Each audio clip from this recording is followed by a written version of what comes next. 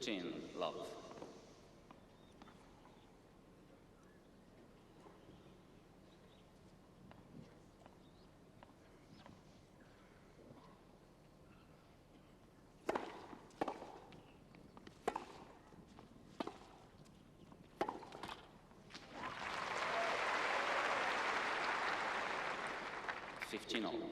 Well, I think today we expect to see Becker trying to play much more in the forecourt and at the net than he has done in previous matches.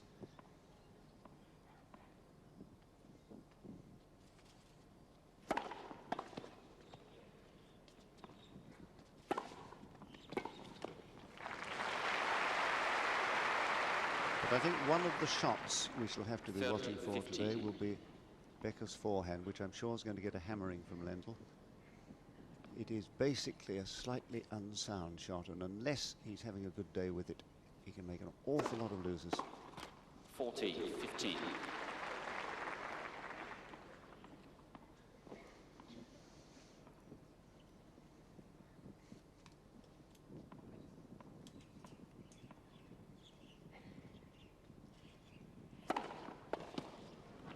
So a wonderful service game, getting Lendl off to the perfect start.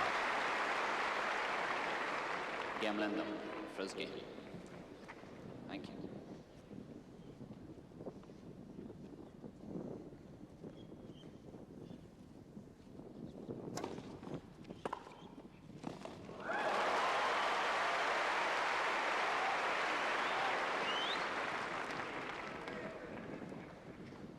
Lot 15. Yes, right to come in, but really, although that was quite a clever flighted return, I think, by Lendl, I don't think it was really the big pulverizing serve you'd expect from Becker.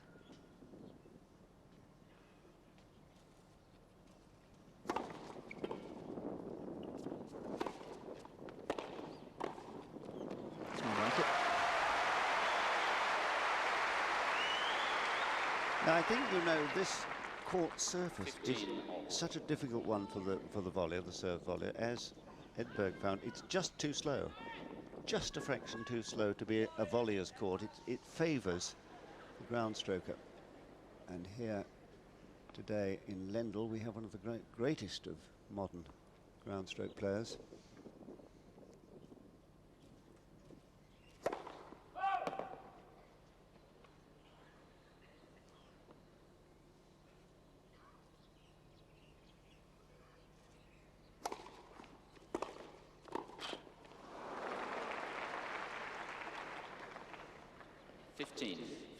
See, they're coming in the second serve, so we've got a complete change about here from Becker. Thank goodness, say I, because I think that is his only chance today.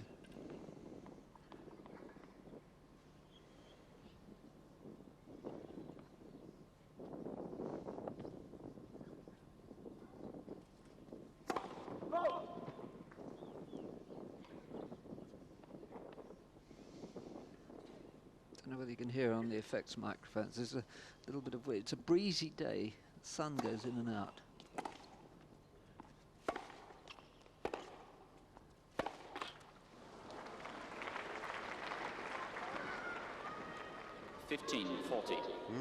So, errors from Becker. A healthy error, if I can put it that way, because he was trying to come to the net, which I think he has to do today. But 2 break points against him.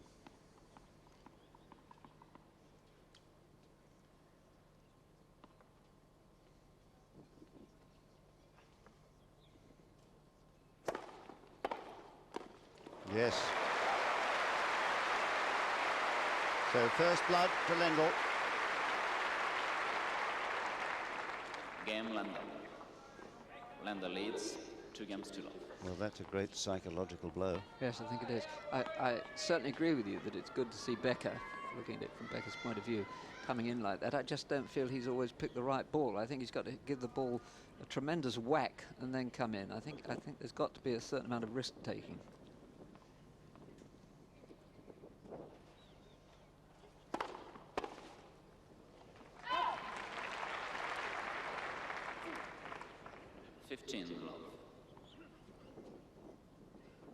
We ought to count the forced and unforced errors today on Becker's forehand.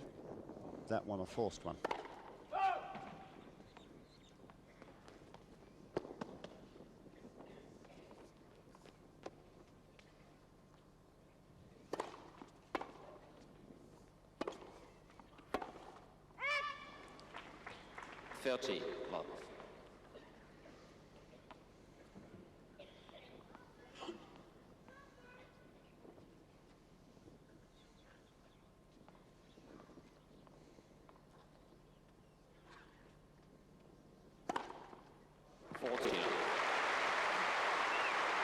So the first of what I think will be many aces today. This one sliced beautifully. Yeah, he's begun very well, Lendl. He looks to me to be in a very settled sort of frame of mind, very business-like. He regards this as business. Keeps saying it. Business is business, and this is business.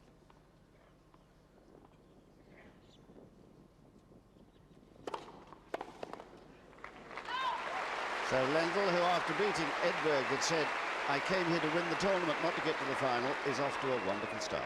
Game Lendl.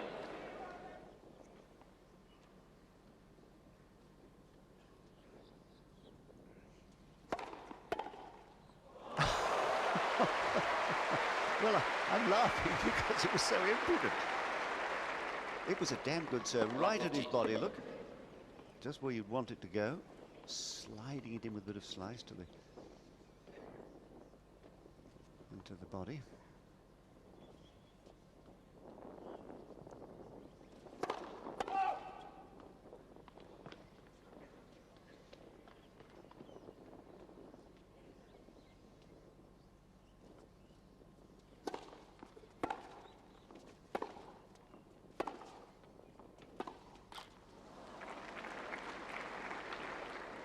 Well, this is going to be a real test of Becker's mental 30.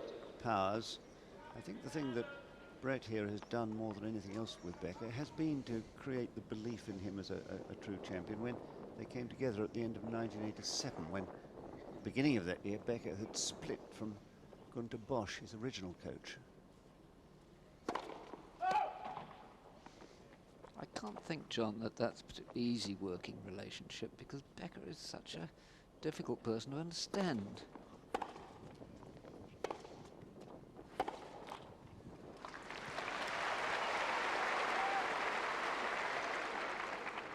Which is exactly what Brett has been saying over this last 6 months. Very much his own man, Becker. Headstrong. Self-belief immense. He wouldn't have won Wimbledon when he was just 17-7 without that belief.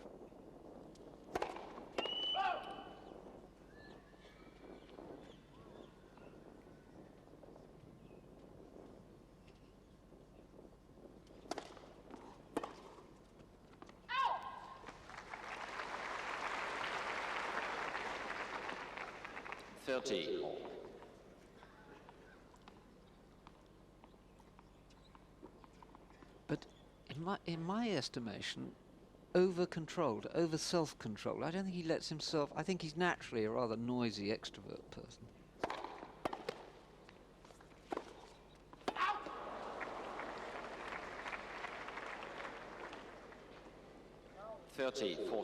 Costly missed that because it was Lendl who'd let him into this game from love 30 with 2 errors, and now another break point.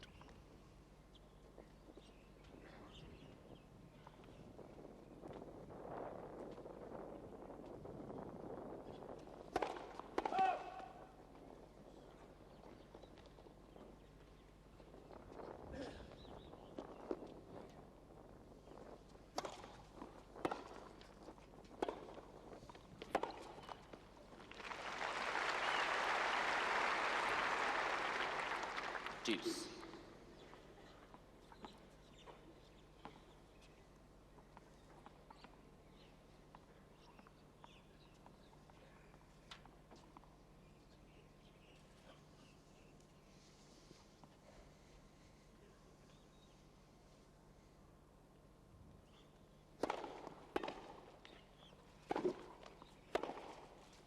Oh, it's good. Well, That'll be a blow. Advantage Lendl. No, here it comes, cross-court. He was hitting beautifully that shot, cross-court backhand pass against Edberg when he really got it going. Second chance for Lendl to lead 4-love. And he'd take some stopping.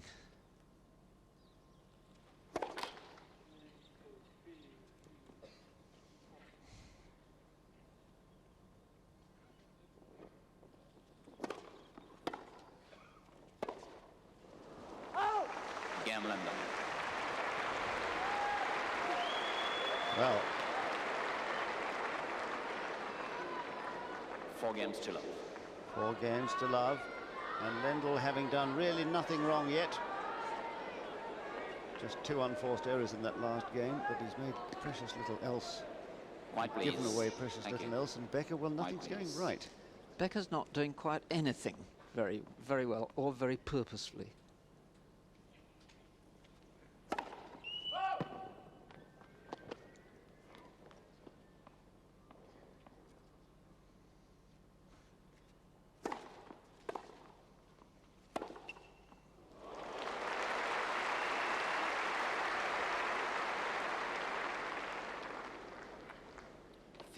Love. Because the only really good match, looking again at that lovely service action, it really is a very heavy serve. We don't often talk about the Lendl serve, but my goodness, it's a good blow, that.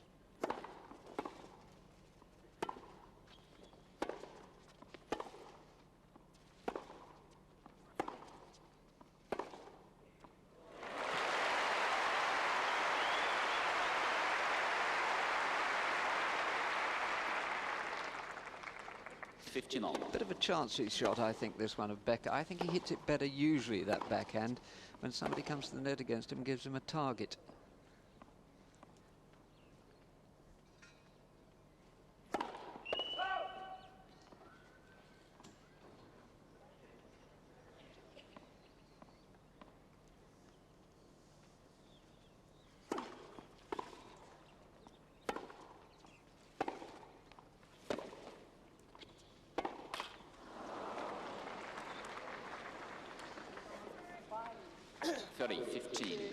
Yes, well, he's really only played one good match here this year, Becker.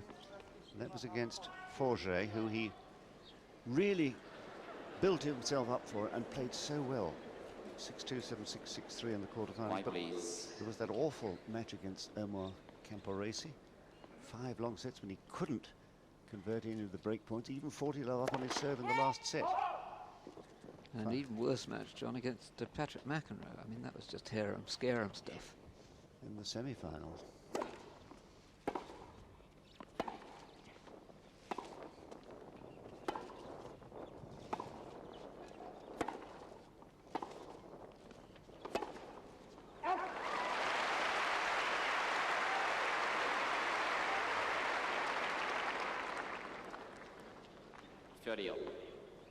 Well, Tony Roach, who was looking so very anxious the other day when he was sitting in that same seat with Samantha, watching the match points against this man that Edberg held. And we all were holding our breaths at that moment.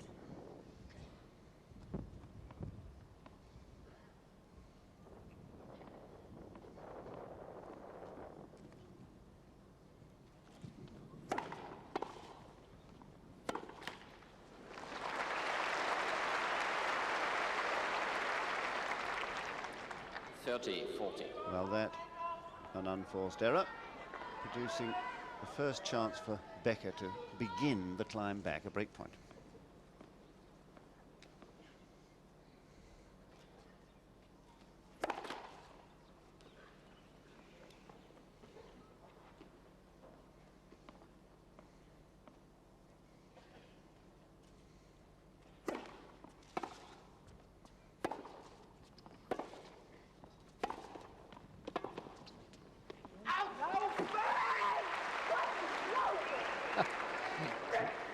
Well, we've had a lot of this. Deuce.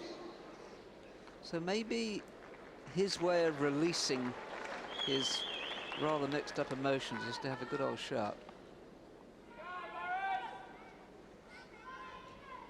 White, please. points. Change of racket for Lendl, a broken string only. Interesting to see what he does when they change the tennis balls after 7 games completed, because he usually changes his racket then. Advantage Lendl.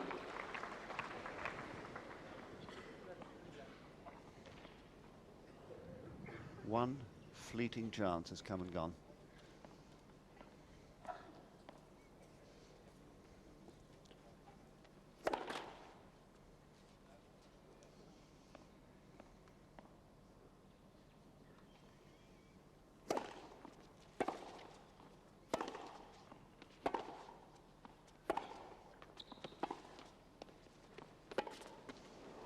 Oh, well, did we think that was out? No complaint. Deuce. Yes, I'm not sure whether he thought it was out or whether he actually just slipped. It's not like Lendl to leave a ball. Yeah, I think he thought it was out. And then he slipped.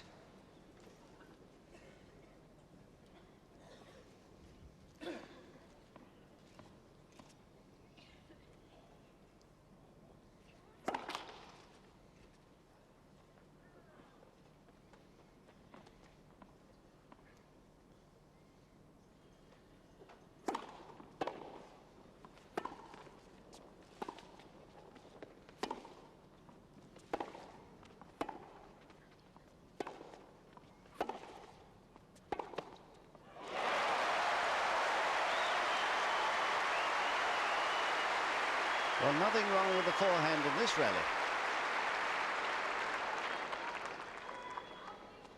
Advantage Becker.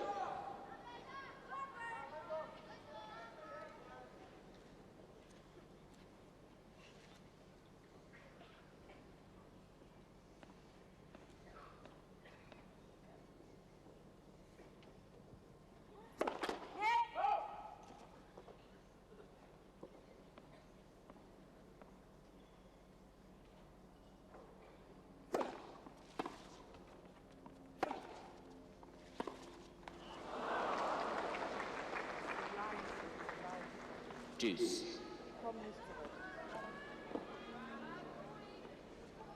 Well, here we begin to see a count of those unforced errors, and as they mount, I'm afraid that's the thing that I was worried about on Becker's behalf before the match began, particularly on the forehand.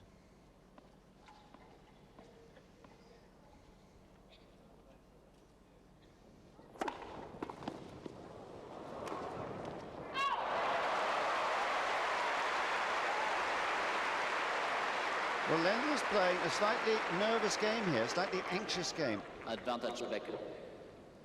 Yes, and Becker, for his part, seems to have decided that because his attacking shots aren't coming off, it's better to stay back and try and rally and get a few balls over the net. That might be a good idea.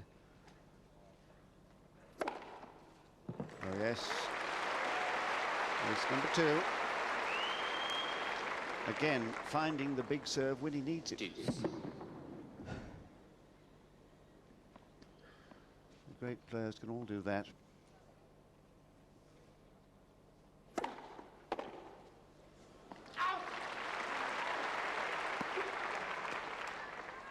Advantage Lendl.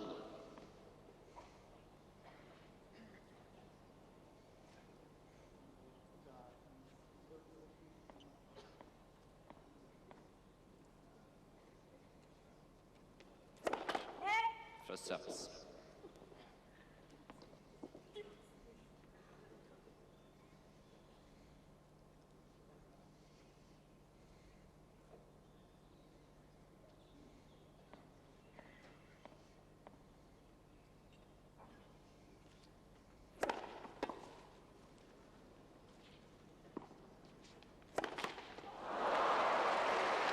Yes, he is still just a little bit tight, tense. Deuce.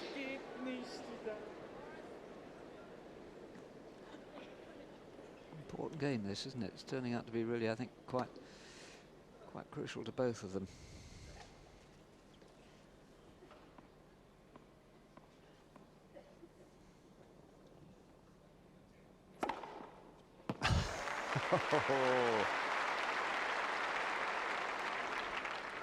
Advantage Lendl. Such a pro, this man. professional to his fingertips. Becker's still going quietly bonkers down there.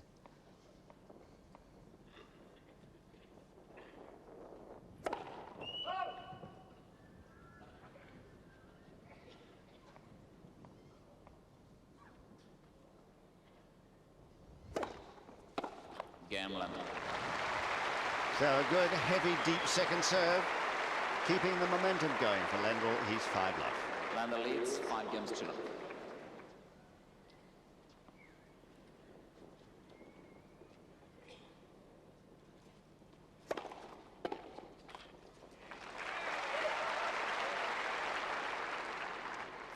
Love. Love.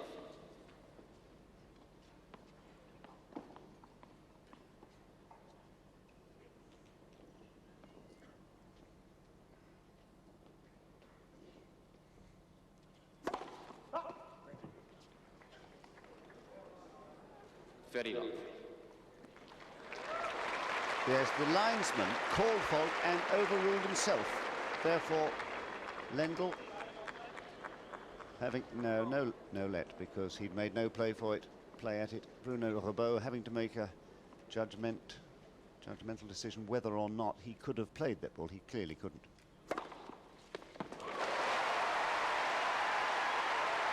Two aces then for Becker. 40 love. Now this is more like it. A lot of Germans here, by the way.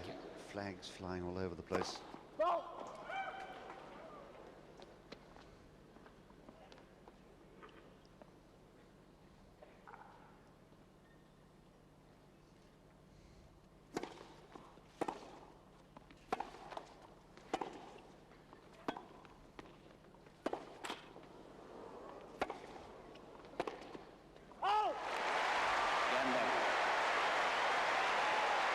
And he gets on the scoreboard, much to the delight of the war-painted German fans, with a love game.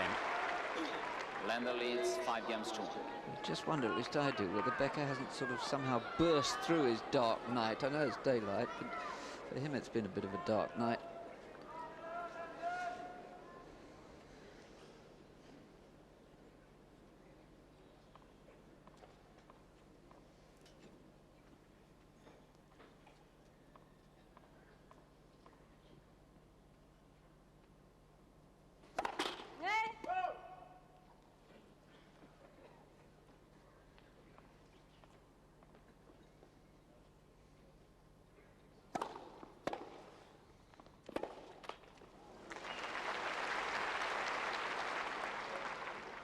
Love 15.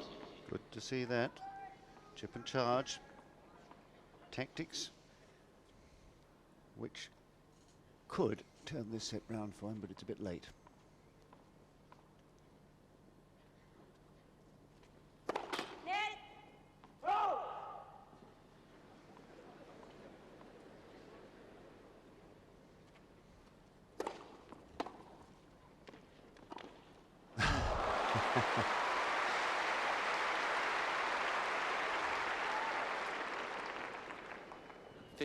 All.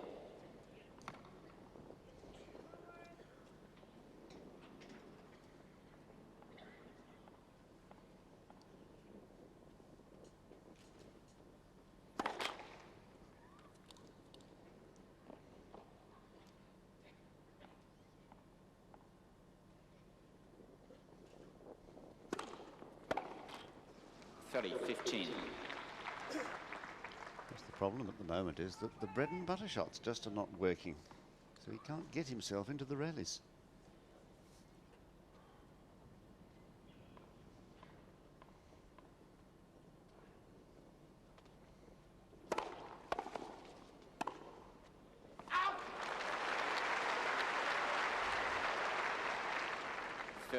All.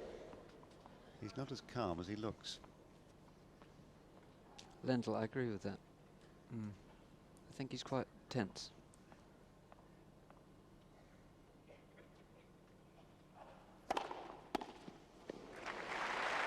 That'll help. A near ace has taken him 30. to set point.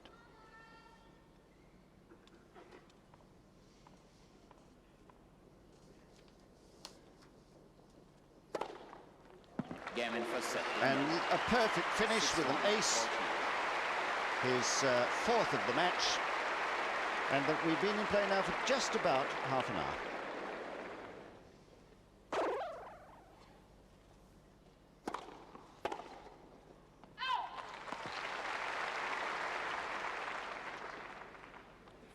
Love.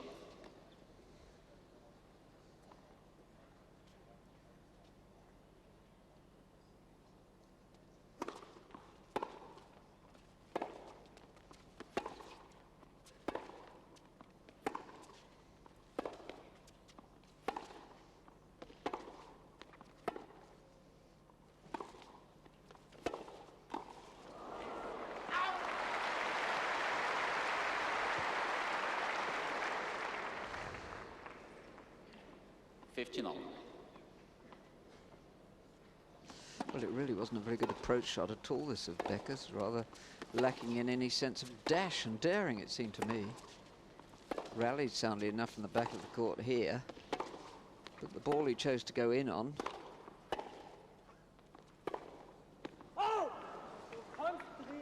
Which we didn't see, I thought lacked any clarity of vision about quite what he was going to do. Part of this frustration that Becker clearly feels is coming from this court surface, because he can't really attack like he does on grass.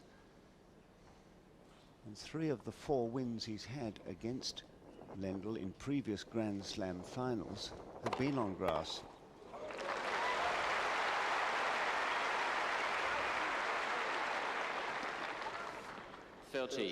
Yes, I think that's a particularly telling statistic, that, John. Grand Slam finals and semi-finals, of course, I should have said. And you would expect to see him prosper on that fast surface. Yes, you look at their record in Grand Slams, and Becker leads 4-love, but the point you make is that the 3 are on grass. 30-40. First double fault. I think he knew he would have to be serving particularly well if he was going to make much impression today, and so far he really hasn't.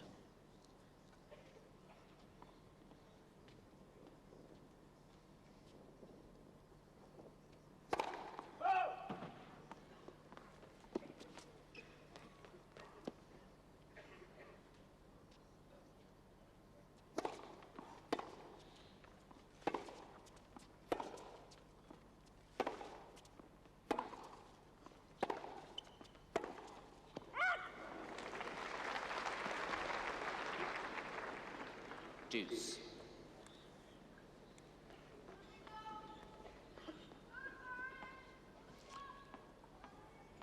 Well, I know that Lendl was politely asked by the chief supervisor to be mindful that they're only allowed 25 seconds between points, but in fact it's Becker who's in no hurry to get the points going here.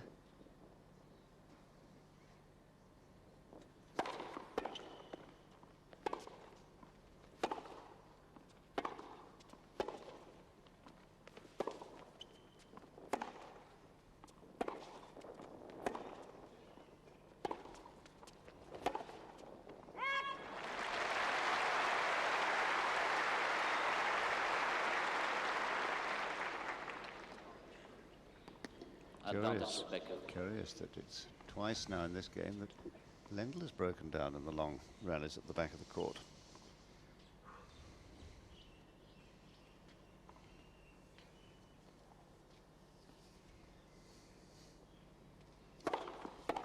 Again, Becker. Well served, Becker. So a better start for Germany as the second set begins.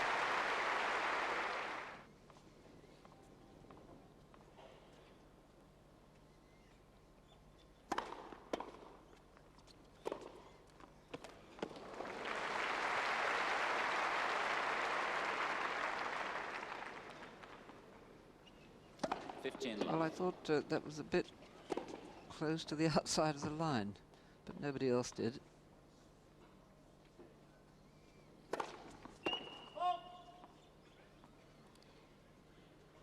I think with the old man here, because Lendl's 30 and that's almost geriatric among these youngsters, I think what he's got to do is to not even think about the fact that Becker may have some sort of injury, because that can really break his concentration if he dwells on that. 30 love. Becker clearly in some discomfort, needing to stretch something that appears to be troubling him in his back.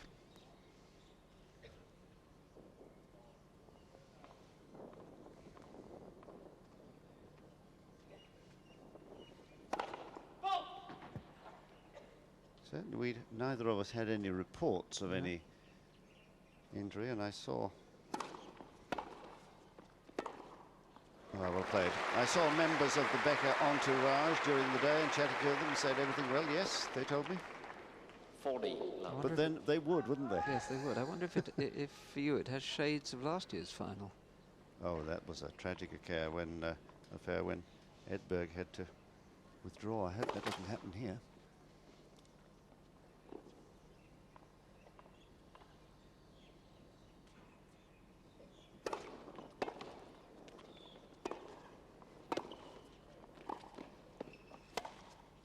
Game Lendl. Total miss-hit, 1 all. allowing Lendl an easy service game. Well, we'll have to wait for the change of ends, I think, to find out just what there is about Becker's anatomy that troubles him. It certainly was an easy service game for Lendl, and it would be an awful irony if he won the Australian Open 2 years in a row, as it would be, against an opponent who just wasn't fit enough to play. That would be terrible for him.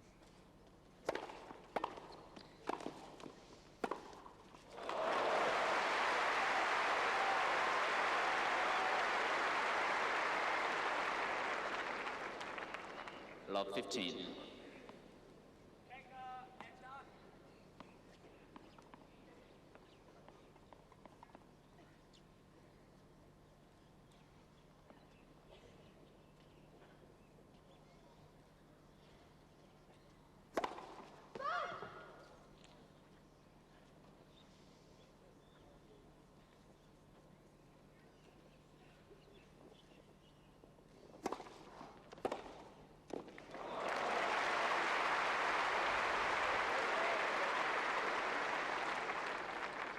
Love 30.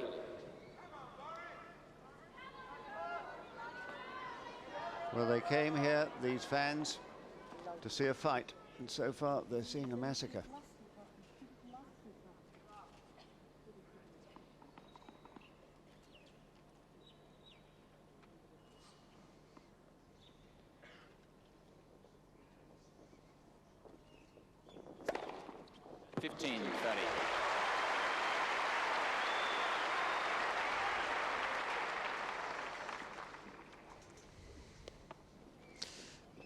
No, he needs, I think, a lot of these, because the evidence of the previous point, where he seems so slow to get across that volley. This is the man who at Wimbledon dives around the place like a goalkeeper.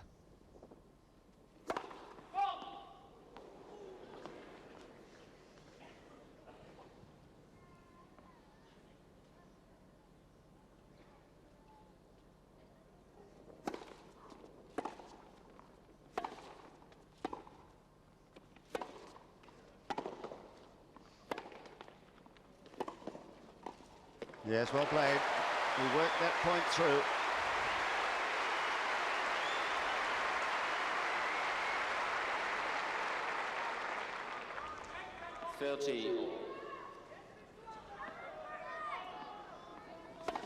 Yes, he really did work hard and played some good shots here. Hit the ball solidly, went for the lines, and seemed altogether much more confident.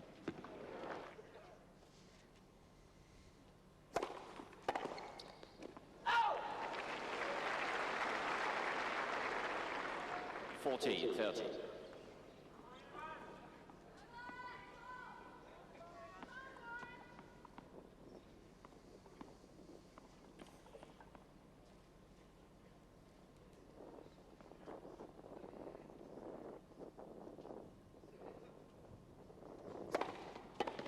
Game Becker. No, a much better game that from Becker. 2-1 to him, second set. Becker leads 2 games to 1.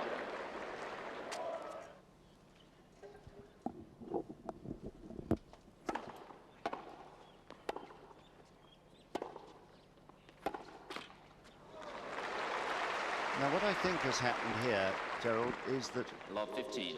he's probably torn something high up on his leg, which required strapping, so he'd need to remove his shorts, which he couldn't do on the court. He'd have to leave the court to do that, which he did with Snyder and the trainer's bag.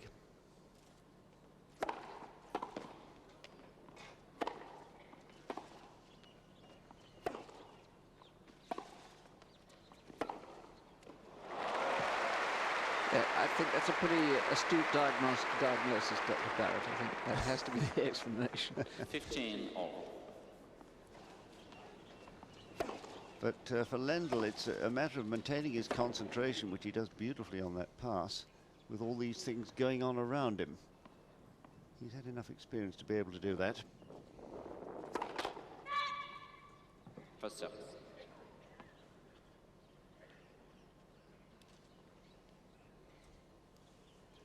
Clever of Becker not to use up his 90-second, or rather his 3-minute time break on top of the 90 seconds at the change of. He might need it later.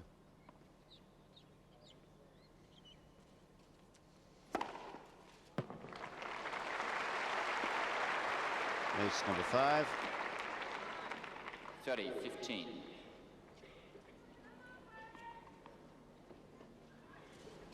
There it is.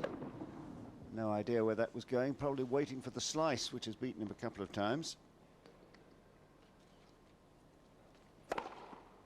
40-15. Can't keep up. That's 6 now.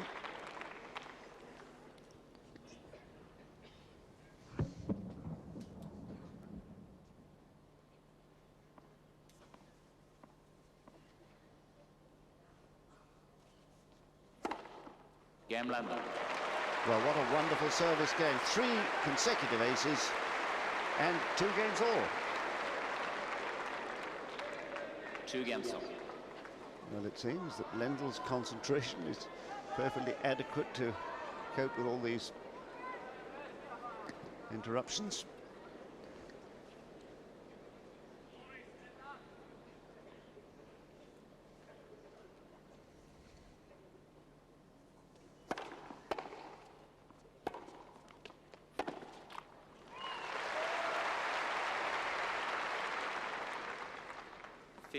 Love.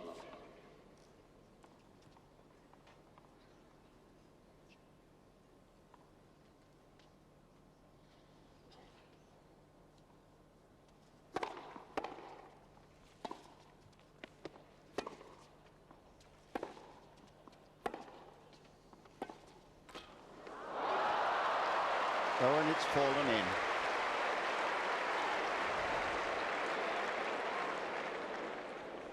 Love. Somebody up there is smiling on him. I would have thought he needed a bit of luck here.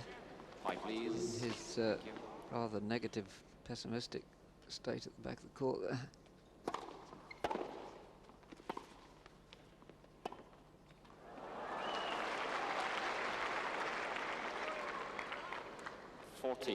Love. Well, not a bad idea that if Becker is feeling discomfort in his back, any sudden darts forward would be painful.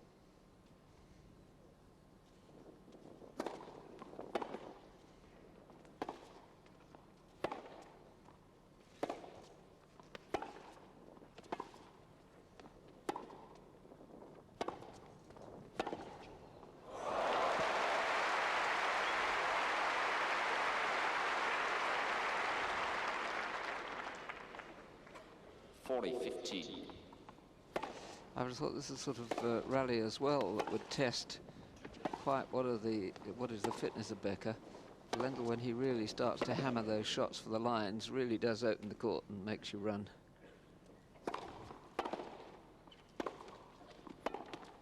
Again, Becker. Yes, Becker finding the perfect length to force the error and take a 3-2 lead, second set. Becker leads 3 games to 2.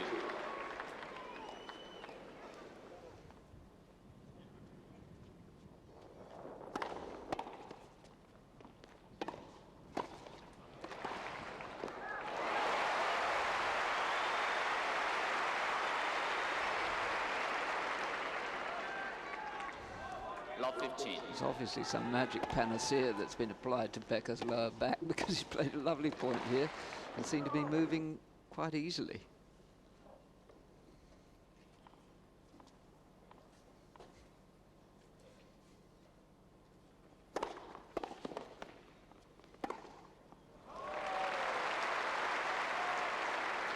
Rather like a boxer, that, with a sway of the hips, just 15 all.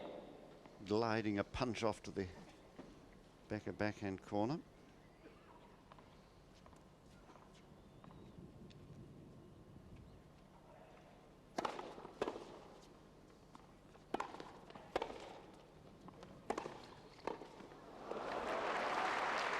Trying to force Lendl, you see. This is exactly 15. what we anticipated he would have to do. But so far, Lendl has countered it marvellously. Well, yes, the way most people who've got a big game play Lendl is try and make him run all the time and twist and turn and try and make him hit his shots quickly. And if Becker were really fit and keen and not mentally bothered, I think that's what he would do.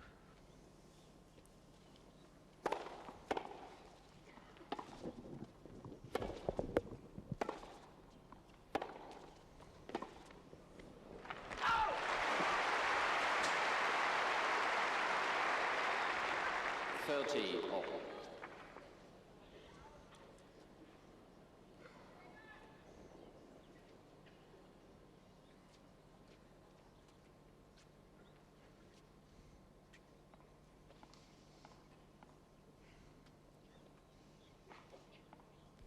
Must be near the 25 seconds there. First service. Actually, I did time Lendl when he was playing his match against Pripyat, and 3 or 4 times he went past 23, 25 to 30, and wasn't called once, but he was warned.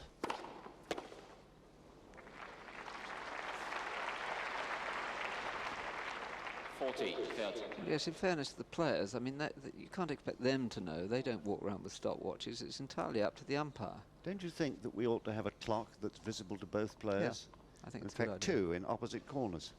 Good idea. 2 good serves to finish that game, and level at 3 all. 3 games all.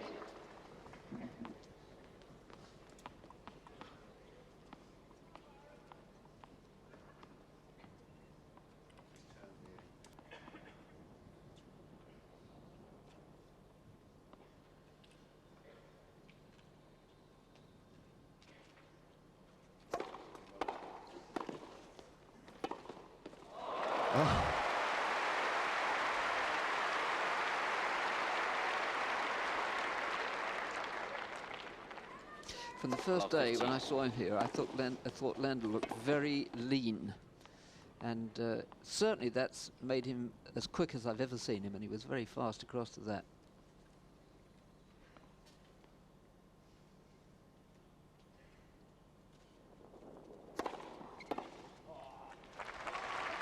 Well, I think you're right, and you know, the true pro that he is, he's come here very early to prepare with his coach Tony Roche, as he always does. But so for the first time has Becker this year. He was here before Christmas, looking at those first serve percentages, only low really, 55-53, and Lendl winning more when they go in.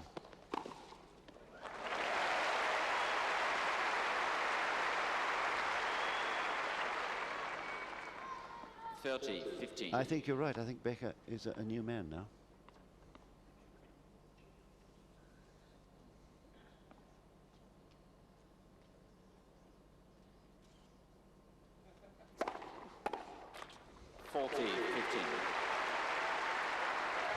I'd like to get hold of a tube of that spray they put on him, whatever it was. It's been a magical transformation. Becker's probably on some deal.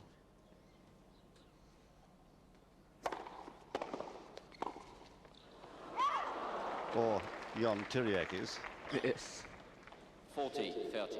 To explain, Jon Tiriac, who picked up Becker when he was just a lad and reaching the semi-finals of the French Junior Championships that year. I remember it well, losing a wonderful match to young Mark Kratzmann, who then lost in the final to Kent Carlson of Sweden. The following year, Becker wins Wimbledon. Kratzmann didn't even qualify. And Tiriac and Becker made a few bob. Well, Becker is now in the groove, the sort of groove that could turn this match his way. 4-3 to him. Second set. Becker leads 4-3.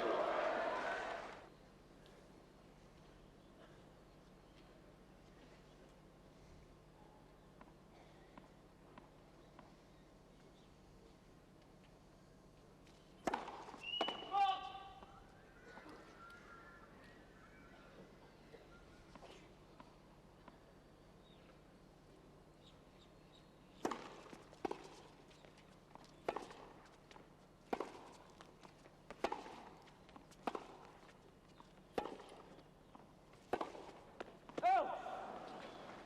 15 love.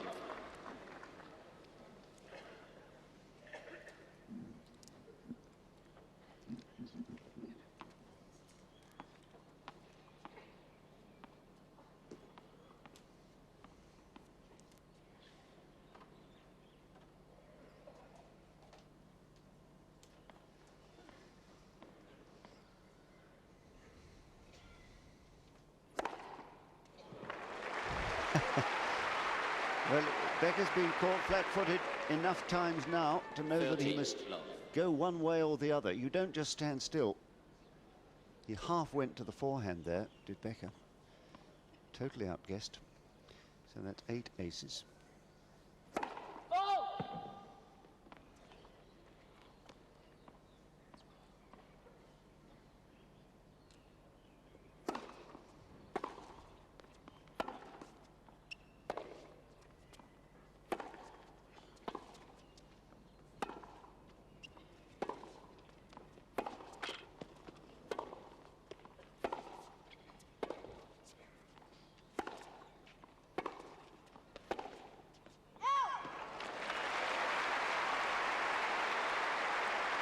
And I think ominously for Lendl, the Becker forehand 30-15.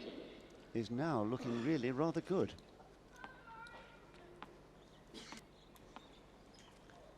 Snyder is still there with Peter Bellinger, the referee. And they're sitting actually behind the umpire on the right of your picture as you look down from our main camera. I don't believe in jinxes, John. You probably don't either, but it is an awful coincidence that there have been 2 successive Australian finals where there has been apparently quite a difficult injury to one of the players.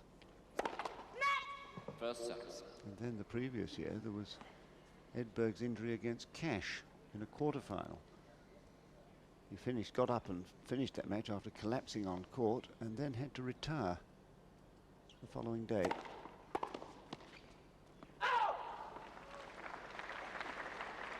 40-15.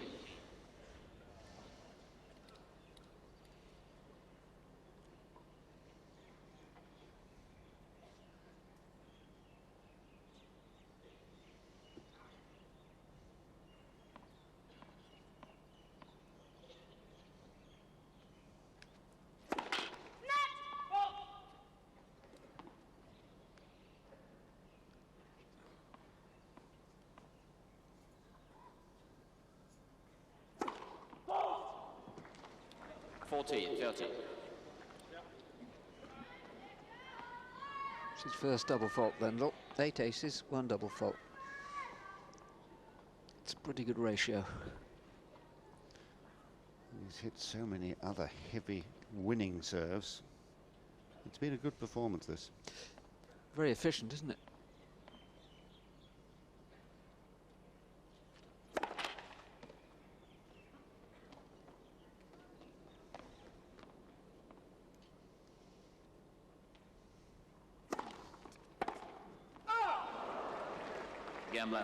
Well, it was a gamble, and one worth taking. Lendl having just served the double. But 4-all, and the business end of the set now.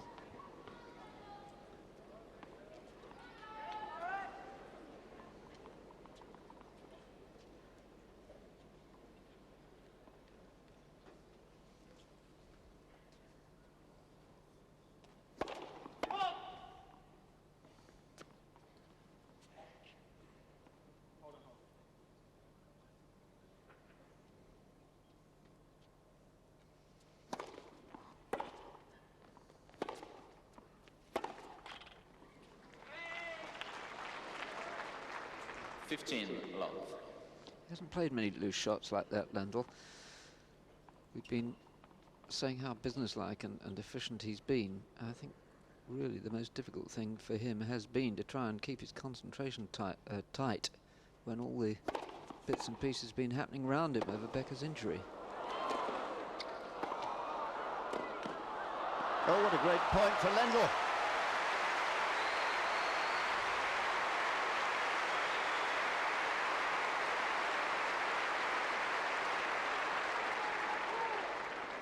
You don't think of Lendl necessarily as a player with great touch and imagination and flair, but the way he finishes off that point there was a cracker. You'd like to see that again. He'll probably get that on video and store it among his treasury of good shots.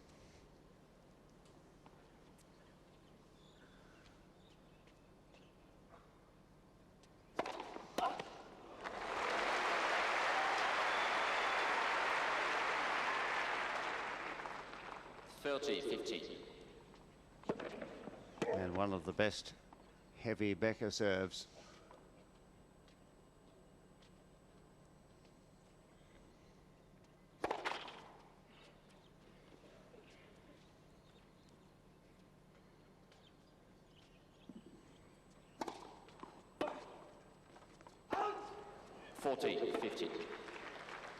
And I think a lot of people felt that Becker has been rather lucky here this year, not just because Pete Sampras, the man really at the top of the tree in terms of current form is concerned, isn't here, but because he's had very cool weather to play in, and the seeding committee or the order play committee have put him on late in the day, so that he's had a relatively easy path. Becker 5-4, second set.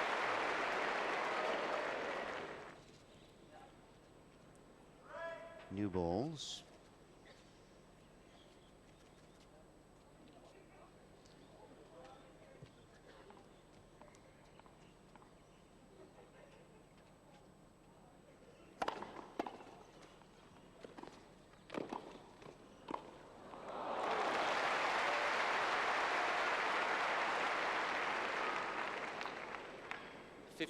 Love.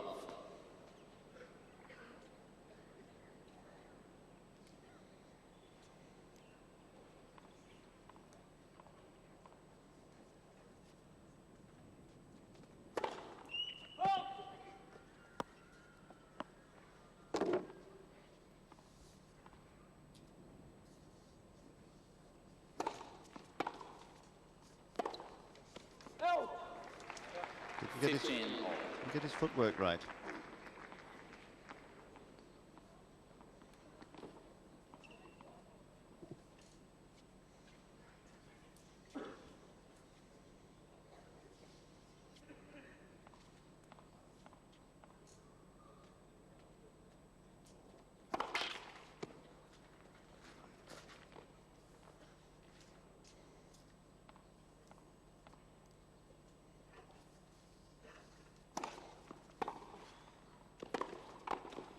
Yes, there's the chip and charge paying off.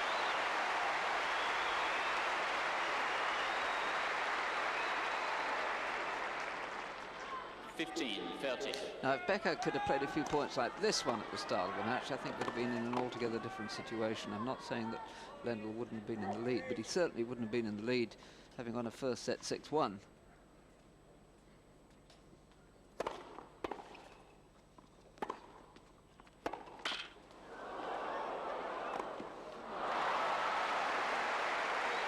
Somebody up there, help. 30. I certainly think Becker does really believe there's some sort of hoodoo against him in this place. White, please. Thank you. His 6th attempt at the Australian Open Championship, and never until this year been past the quarterfinals. Even when it was on grass. Yes, which makes it the more remarkable.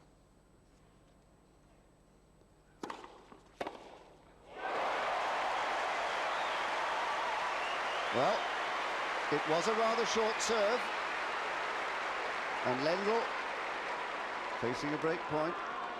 30-40. Not thoroughly relaxed. White, please. So White, please. it's a break point and, of course, a set point. Thank you.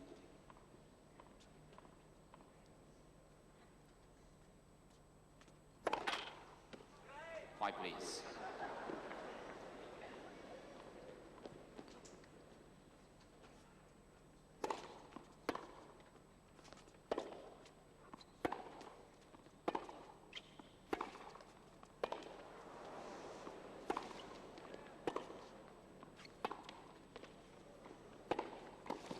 No, he's done it.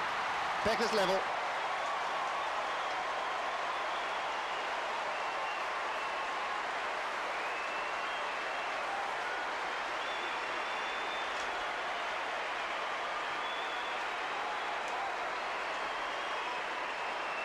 A picture, I think, that tells it all. Becker, 6-4.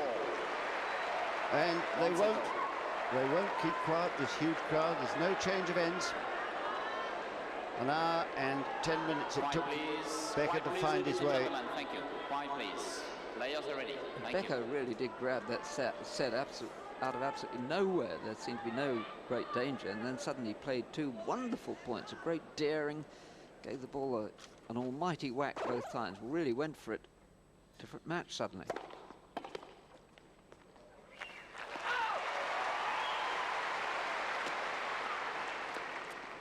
15 love. I think Becker mugged him there.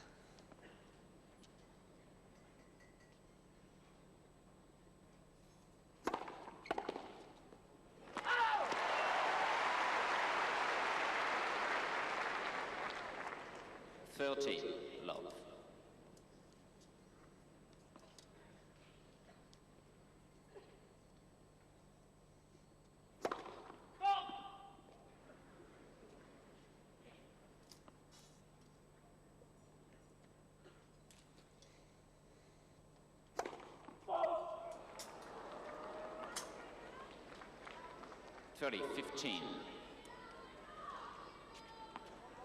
Well, he's only served 2 double faults today, and that's not particularly serious one, I would have thought.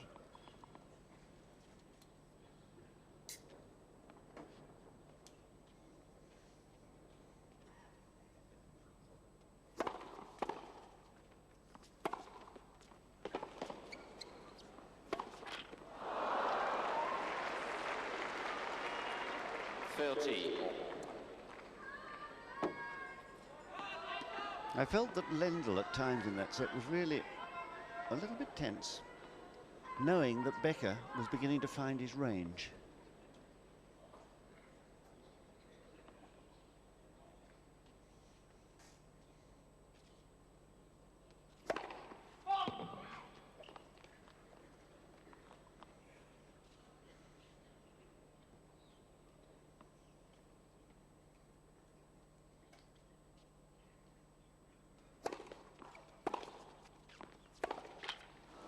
Oh dear. 30-40. And after he got the first set out of the way, the forehand really has been going very well. Though it is usually the barometer of his form, that side. White, And you please. see Lendl now committing more unforced errors than Becker.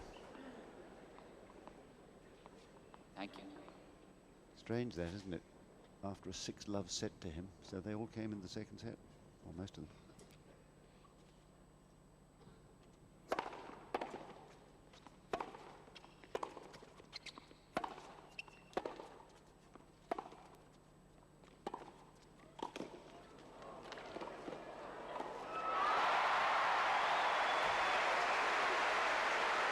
Well, that's the Becker we've come to know and love. Bit of acrobatics. He's really into that. And I think on this surface, it's a sort of rubberized surface. And so it may not be grass, but he really can do a bit of diving here without being in danger of hurting himself badly. But he knows how to fall, you know. He was taught that as a youth. His first coach, Boris Becker, taught him with a mat, the sort of mat they use to train gymnasts. Taught him to dive and hit his volleys falling.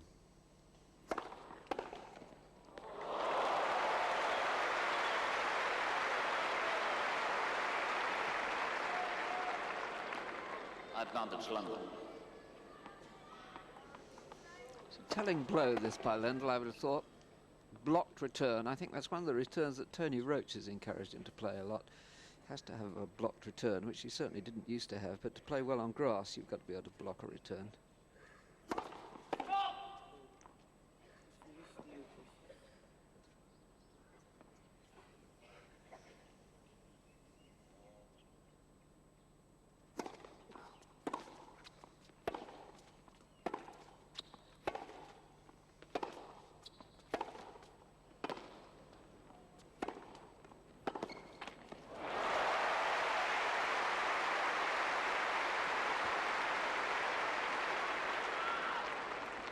Deuce.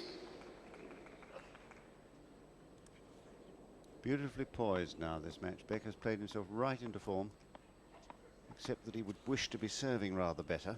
And if that were to happen, well, I think Lendl would find it an extremely hot afternoon.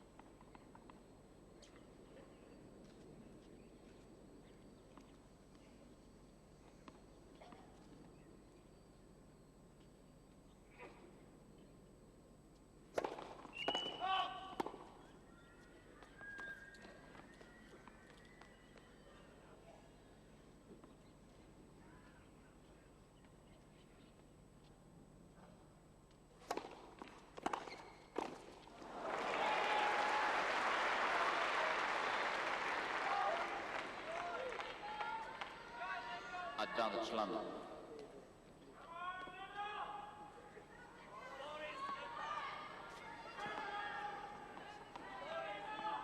White, please. White, please. Thank you.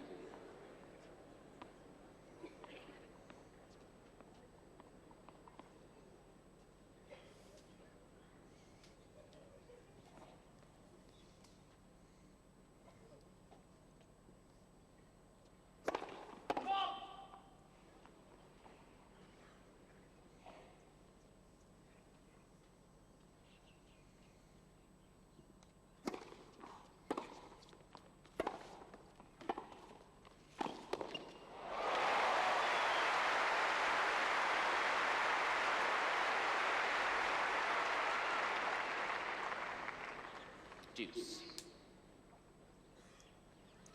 I would have thought Becker's raised his game by about 30 in the last 10 minutes or so.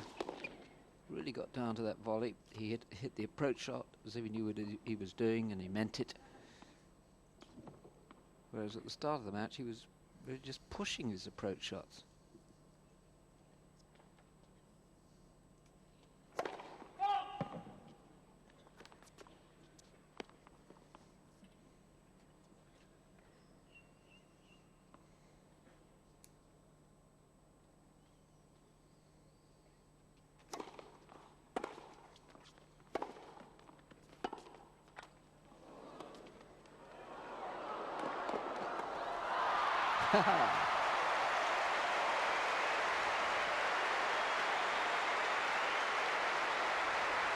Well, this is what they came to see.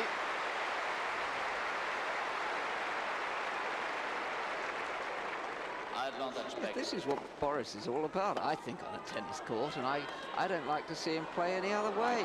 Go on, Boris, have a go at that, and he does. He's so exciting when he plays like this. Looking at it again from our high camera, it was a good drop shot, this. And those sort of rallies are going to be worth their weight in gold, because Lendl did have that 4-hour match against Edberg, and that was 2 days ago, I know, but he cannot be fresh. He may have recovered enough to win the match, but he can't be fresh.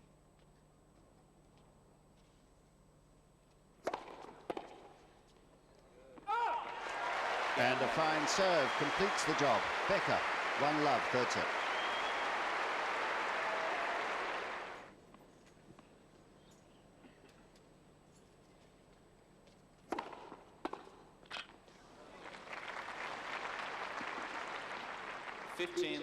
Well, now, at the change of ends, the trainer actually came to speak to the local broadcaster's commentator sitting courtside, and I heard him say that there is tension in the muscles in the lower back of Becker. And he applied something just to 15. help ease that tension. And then we saw him, you remember, stretching all the time to try and work the tension out of the system. The tension, I'm sure you were right, caused by the occasion.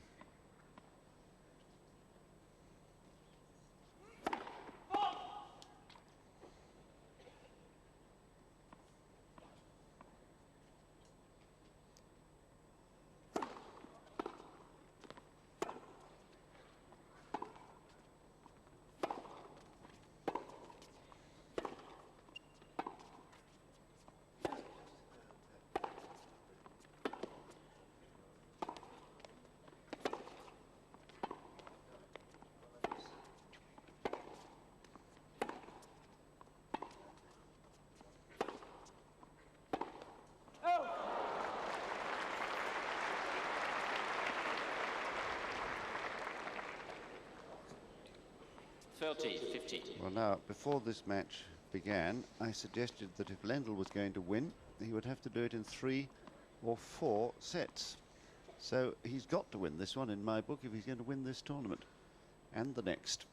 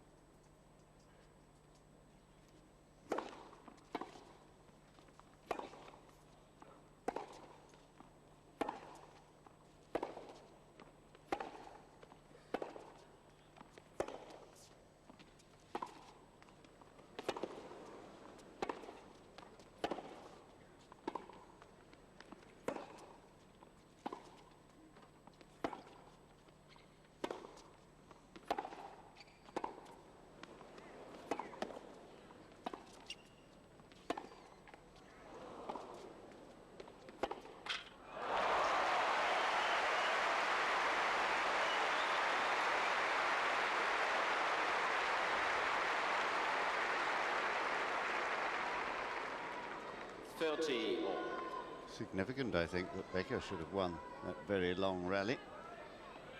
Quiet, please. Thank you. It's worth 2 points to him. Lendl had to work so hard. Love 1. 30 all. Third set.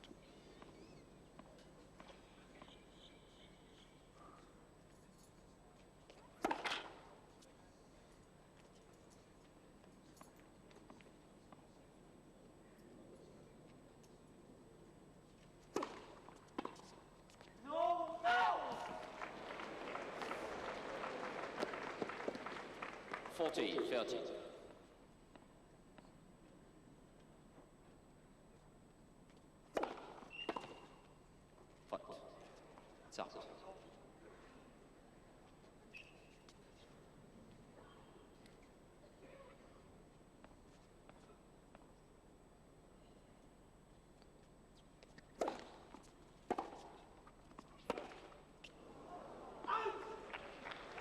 Well, you know, the edge has gone off Lendl's game now. Errors creeping in. The odd moment of carelessness. I think he's tiring. First man to win more than $17 million in career prize money. Perhaps he's got tired counting it.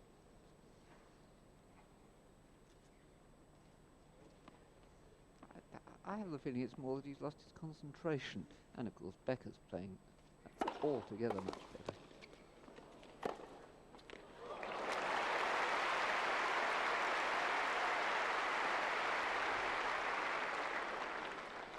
Advantage London.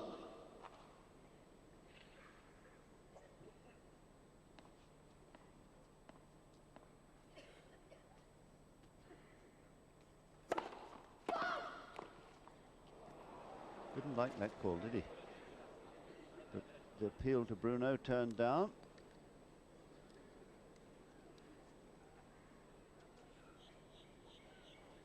Good umpire, Bruno Ribot.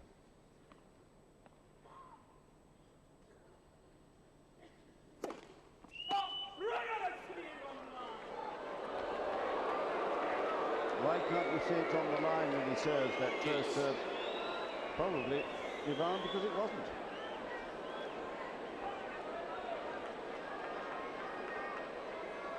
The double fault. It's only his second of the match, but it's given Becker a little heart. White, please. Thank you. Because he knows that the iron will is sort of beginning to bend just a little. Yes, my reading of this is that Lendl's got a bit fed up. I think all the peripheral things over Becker's injury.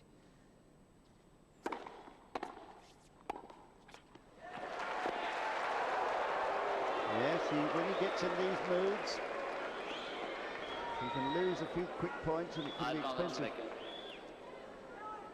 He's niggled. Yes, he's managed to sort of contain himself and blot it all out up to a point, but I think it's been sort of breaking through his concentration. And now he gets a couple of what he feels are bad calls, and suddenly he's very grumpy and very fiery indeed.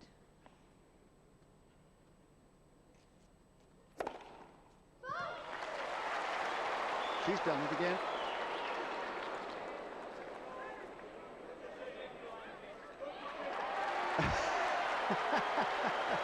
That's not where it landed, says Lendl.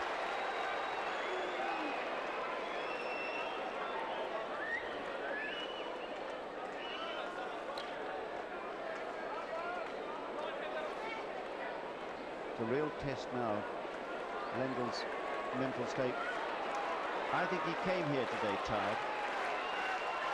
Of course, I don't know what he expects Bruno Rebo to do. You can't really expect an umpire from that position. You know, a service line call on the far sideline, you can't really expect those close calls to be overruled. You'll have Chiarati on the court if you started doing that. Here it is, look. Now, where do you think that bounced? On the edge of the line or outside? Here it is again. Overrules, the power to overrule from an umpire surely is to be used only when there has been a clear and obvious mistake.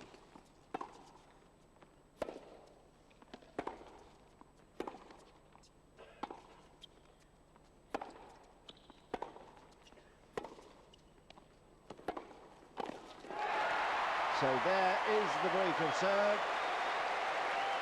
Worth 2. Because Lendl is really angry now. And I wonder if Tony Roach will tell us afterwards just how tired Lendl was coming into this match. Probably not. But there's the break, 2-2. And the whole match could swing on that. I'd have thought that last game. Because it's now Lendl who's got to be becalmed. And Becker, if he reads it right, can suddenly start to feel a bit more relaxed.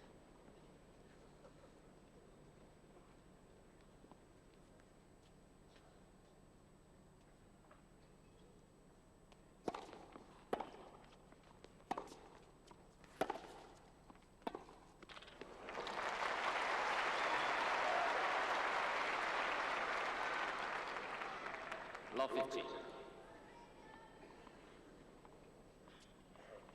Becker winning just over half as much in his shorter career as Lendl, just over $8 million, and that's only the career prize money. Doesn't talk about the exhibition matches and the endorsements and all the commercial deals. And Monica said she was going to watch this match. I wonder what she's thinking of it so far. Our new ladies champion, Monica Seles.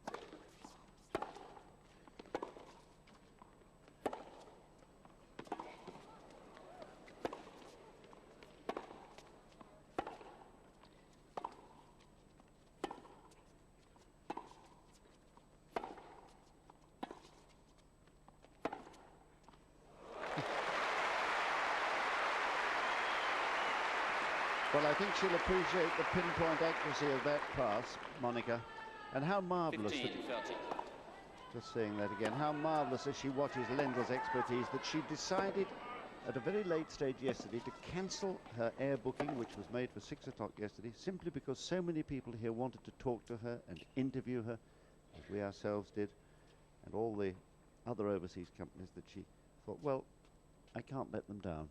She's terrific, I think, Monica Seles. I'll go tomorrow. She's going to leave Australia tonight for Japan, where she's playing next week. 15-14. Well now, can Lendl do what he failed to do on 3 chances in the opening game of this set? Can he break?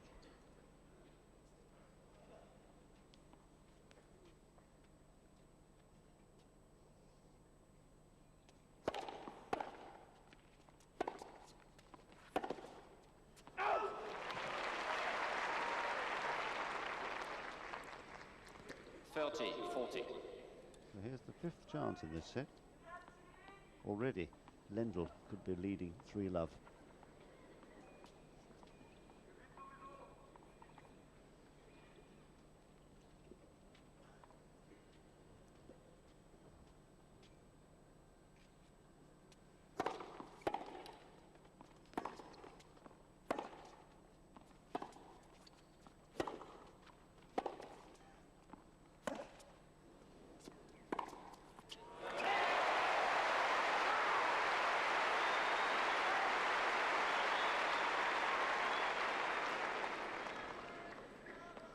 Deuce.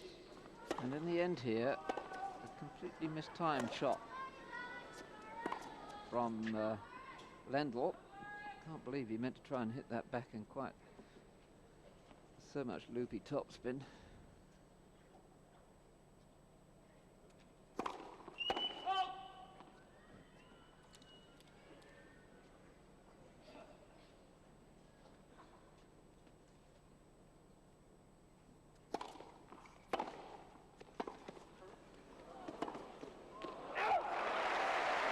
Yes, I think he's lost his freshness, Lendl. To me, he looks tired. That was a very tired run to the cross-court backhand. Wonderful sight this, really is, Flinders Park. 13 outdoor courts, 5 indoors.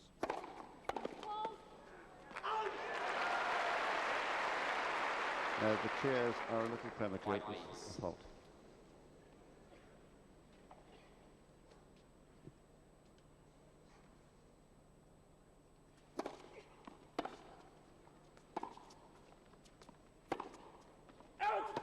Becker. So Becker, who could have been trailing love 3, is now 3-love up in the 3rd set.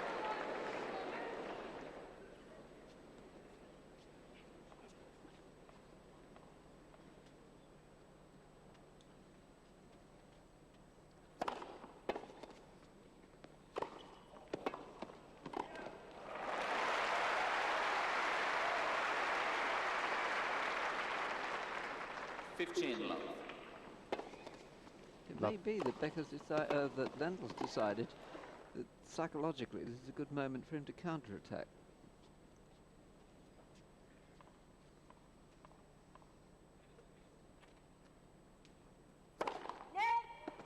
First service.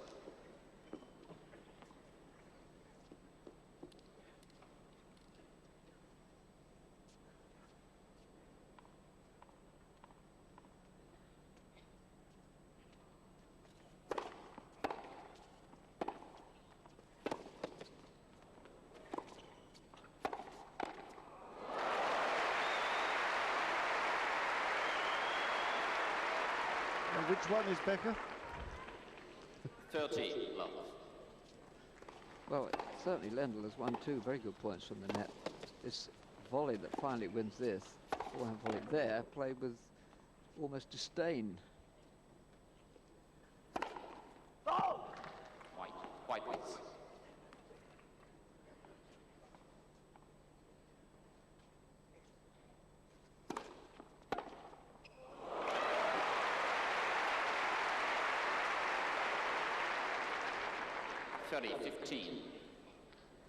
And I think Lendl may well look back to the opening game of the 2nd set in this match when Becker wasn't able to hit any shots at all like that, and he had him a break point down.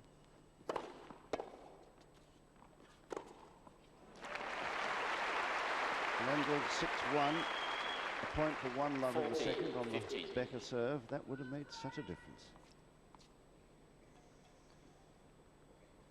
And it was from then that Becker started his revival.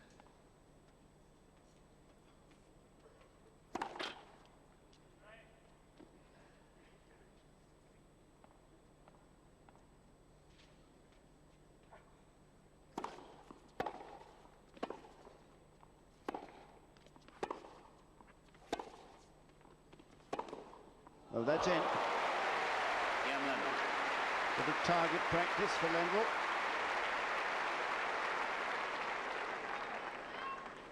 Becker leads 3-2. And you know, 3 points had gone the other way. It would be 4 love to Lendl. Yes. We've had a sudden flurry, haven't we, of rather quicker points. I get the feeling that both players now are fairly relaxed. I think they've got rid of, both of them, a lot of the tensions. Just worried about Lendl's fatigue.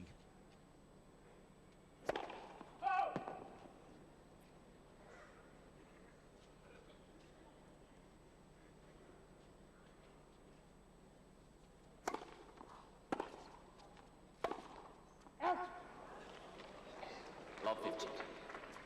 Well, not the lady on that line any longer. They've had a change of the court officials' team. They change every hour, very sensibly, in this hot sun. Not that it's that hot today, but it can be.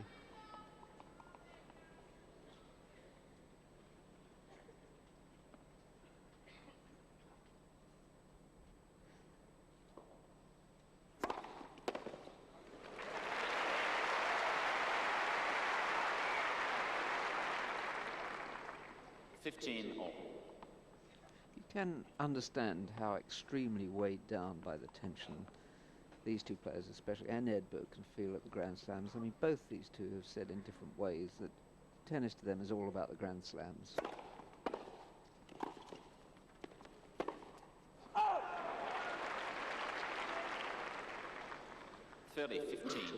Lendl, in fact, has put it in a way that I would have thought wouldn't do a lot of good for his relationship with the ATP, because he said, to all intents and purposes, the rest of the tour he regards as just sort of warm-up tournaments, and he picks and chooses the tournaments he wants just to get ready for the Grand Slams.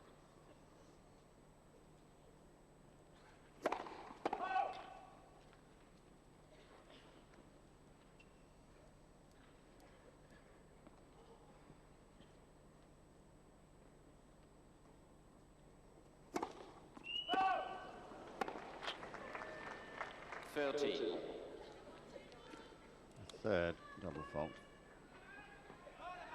Not such a propitious moment. This wants to keep his lead.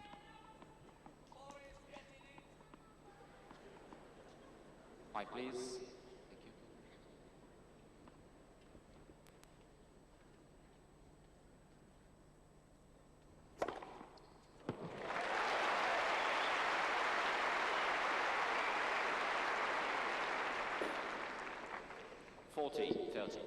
He's catching up.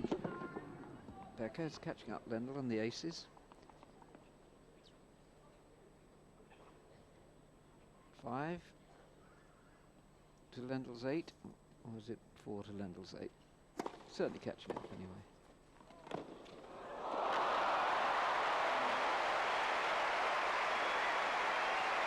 And there it is. Becker with a 4-1 lead. And looking altogether a different player from the man who started this match.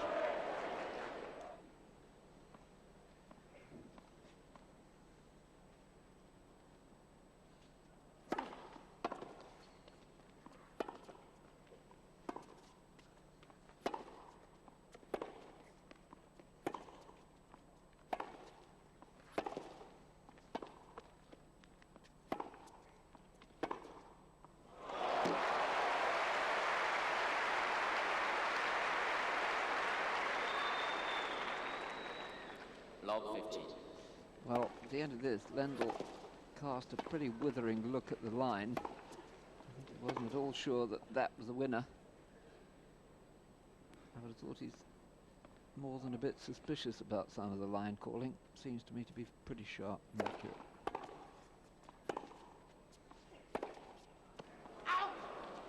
15 all. Becker ran into a golden spell at the end of last year. And he won 5 the please. Stockholm tournament in Thank particular you. against Thank Stefan Edberg. Time for biting of fingernails in the Lendl camp.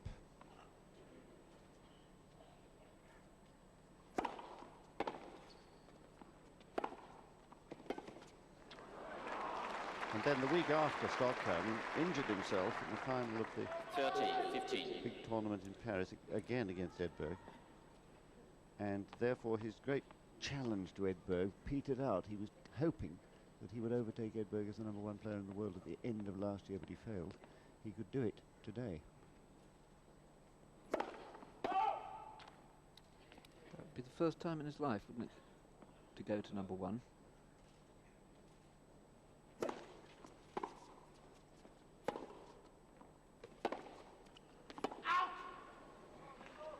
40, 50.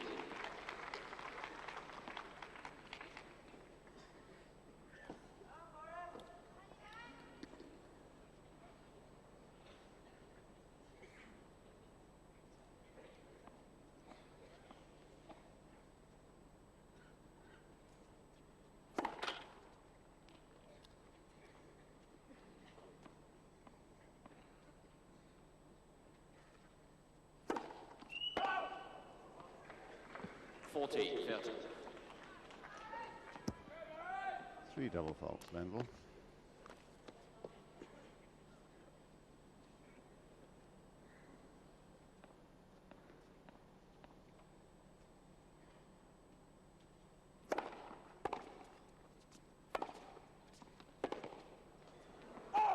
Game Lendl. Well, now Becker mustn't relax here for a second. He's just the one break ahead. Becker leads 4 games to 2. And Sorry, John, carry on. and he's at the point where Lendl, I think, is going to make 5 a please. big counter-attack. 5 please. Thank you. Yes, I thought one of those double faults by Lendl was induced by Becker, who's made some wonderfully spectacular returns of serve, particularly on the forehand side. And I think that's 15 really love. what was causing Lendl to try and make almost too perfect a serve going for that line.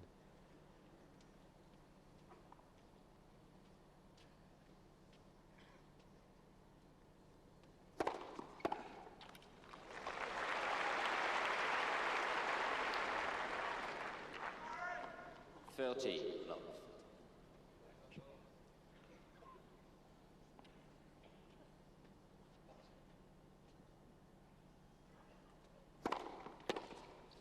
Yes, he served well.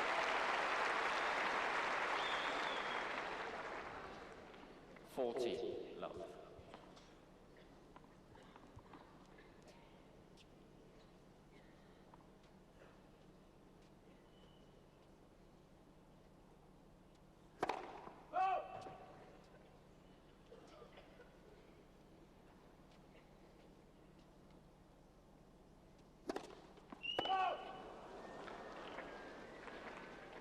Forty, 15.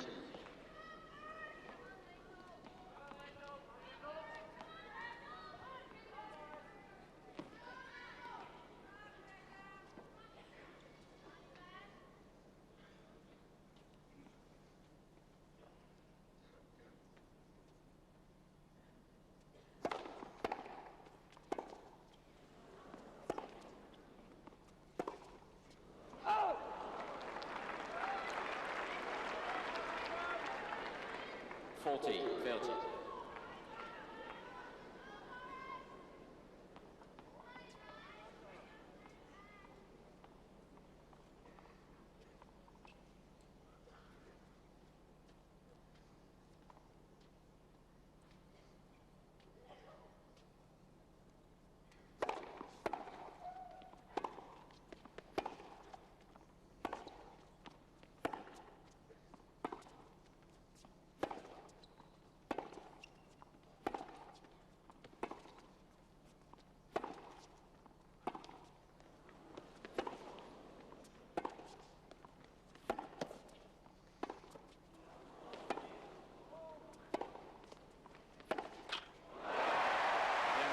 He's not enjoying this, Lendl.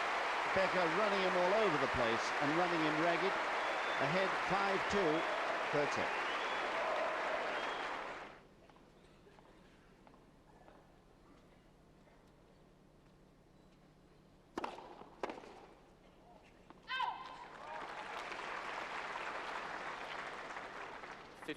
Love.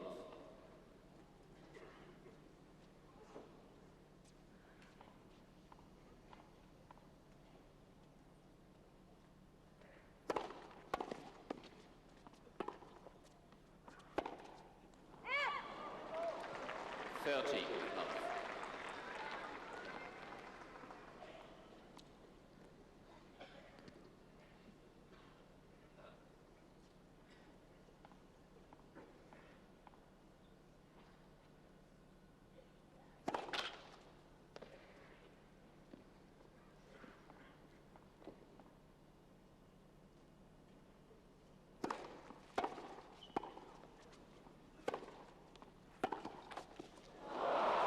lucky. Clipping the top of the net on its way past the Becker 40 racket. Yes, he was lucky. But Becker's return of serve really was what first gave him the opportunity to win that point, which he really would have won, I'm sure, if it hadn't been for the let cord.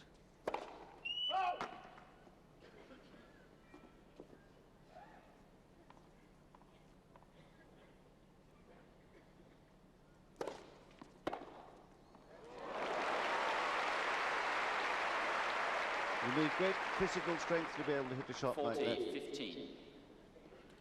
Because there wasn't any body turn, look, all arm. Lou Hode used to do that. I keep getting flashes of Hode in my mind, watching Becker play. Lou Hode, the great Australian champion of the 1950s. He was here, by the way, watching this match.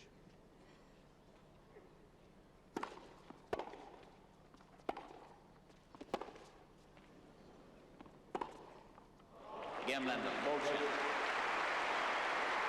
So Lendl keeping his hopes alive, but only just in this fourth Becker leads 5-3. third set rather, which I feel he must come back to win if he's going to stand a chance. Becker's towel behind, it's now you can't see it, but it's behind the plinth of the right-hand lines person at the far end, poking out.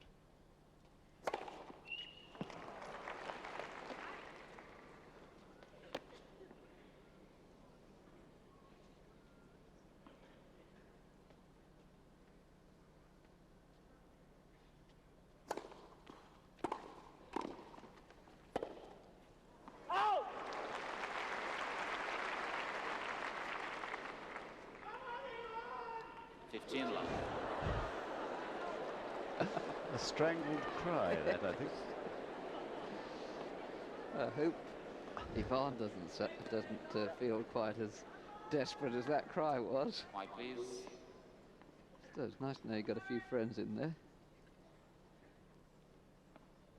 5-3, 15 love.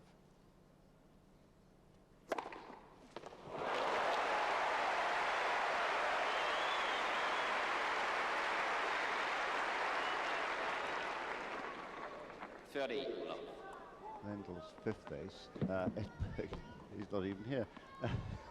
Becker, I'll try Becker. Becker's fifth ace. I was thinking about those fabulous aces that he served against Edberg the other day.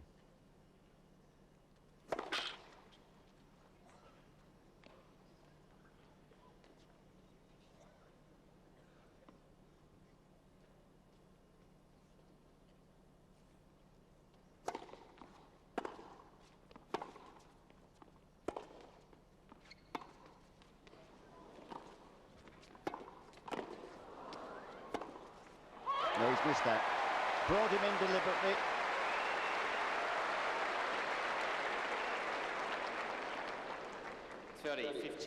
Lendl here taking a calculated risk, volleying back to where he felt Becker had left.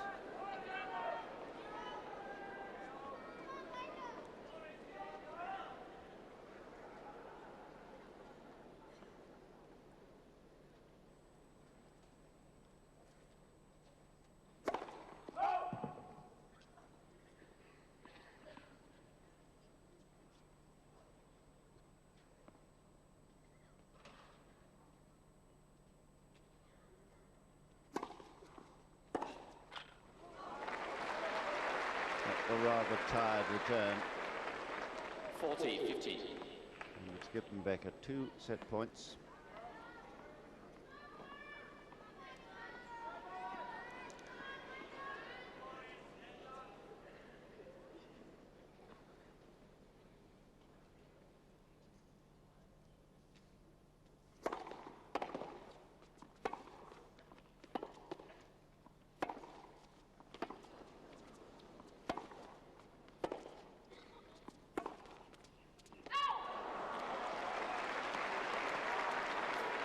Becker going for the lines. 40-30. The third shot of that rally practically hit this baseline. Why, please. Thank you. But it's still set point.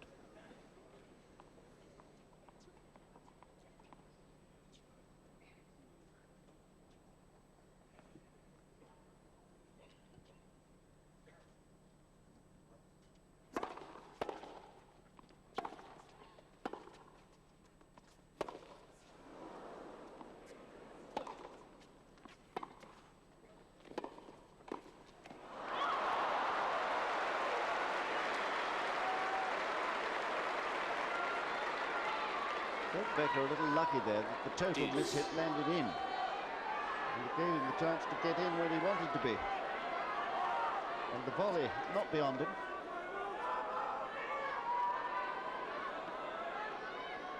Why, please. Thank you.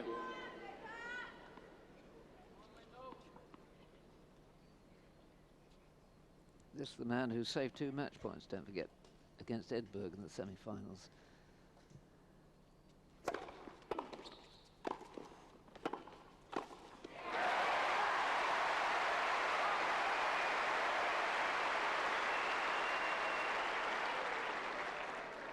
Coming in like a cruiser here. It's a wonderful opportunity from this camera. The net position. Must be an intimidating sight, that.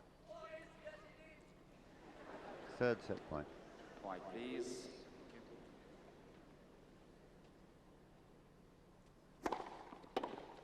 Oh.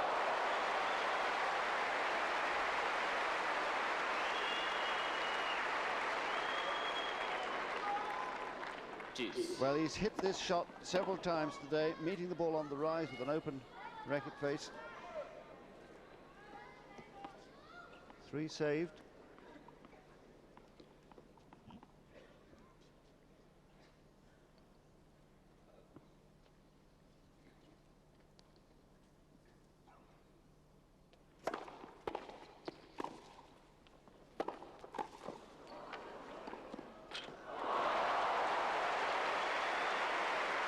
Well, that was a fabulous Becker volley from a pass that would have beaten most people. It beat Edberg a few times the other day, that shot. And the little dink across, not his forte at all. Quiet, please. Thank you. Fourth set point.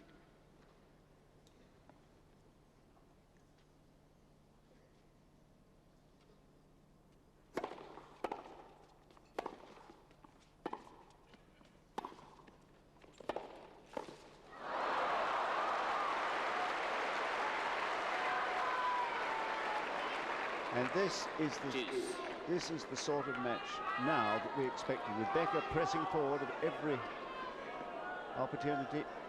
Lendl trying to rifle the passes beyond him. We're seeing both men now deploying their finest games. And Lendl really is as tough as granite on big points.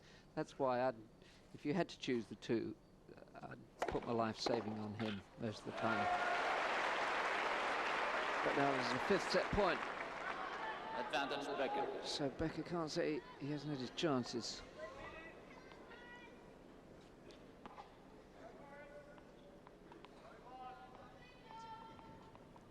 One big serve would do it.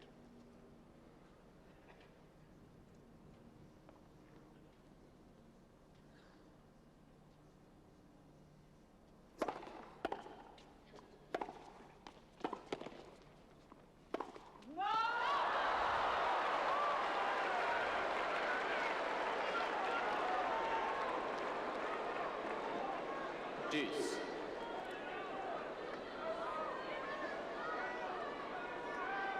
Well, I think it's starting to get to Becker a bit.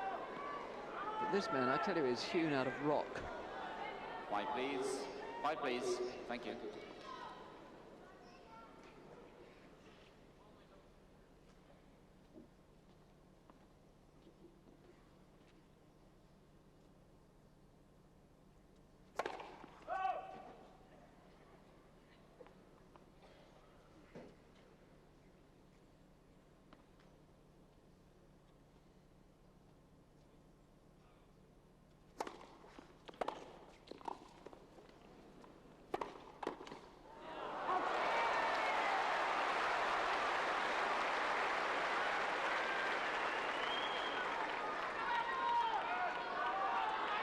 You have to credit Lendl because he's made return after return on these big points.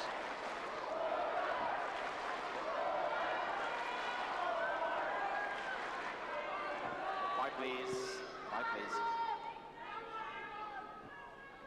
White, please. Thank you.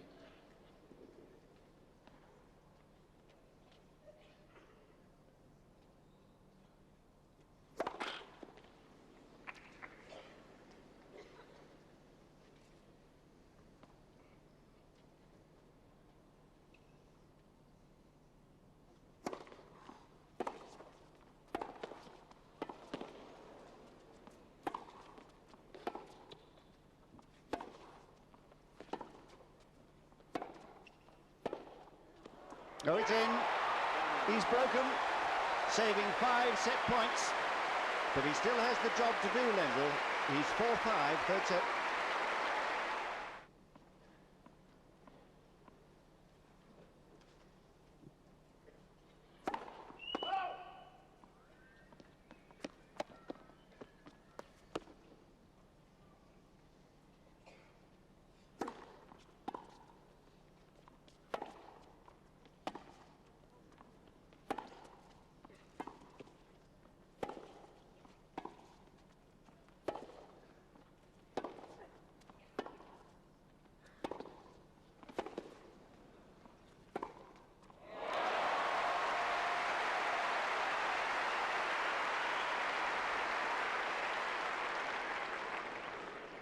Love 15. You wouldn't believe that the man who started this match in such a tetchy frame of mind, screaming at himself with exasperation at his own shortcomings, could have come back to this sort of form, where his ground strokes now are the equal of Lendl's. And what's happened to his injury? I don't think it was injured. He was injured really in the medical sense at all. I'm sure it was stress.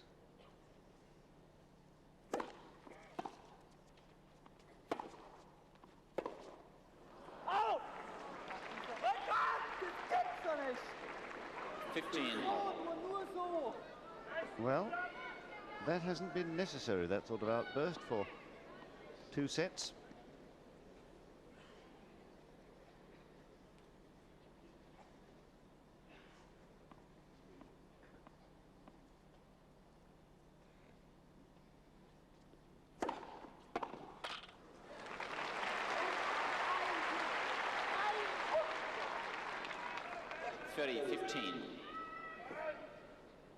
Furious with himself.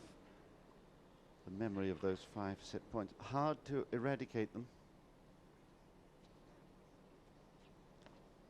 And a leader 4-1 as well.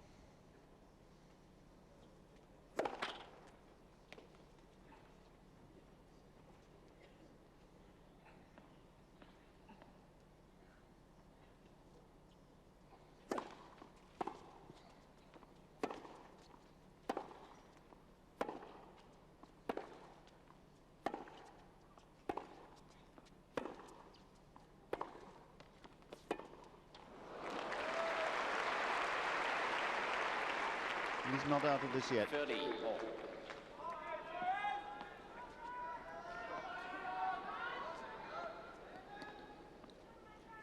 So the unforced errors. Lendl making all those mistakes at the middle set, and now in this one Becker's perpetrated twice as many, but he's been going for more.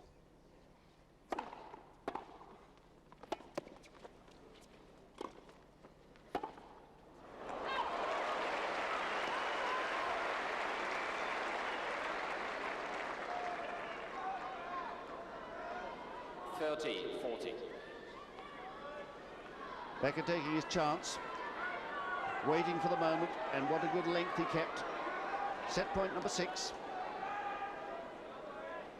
White, please. Thank you.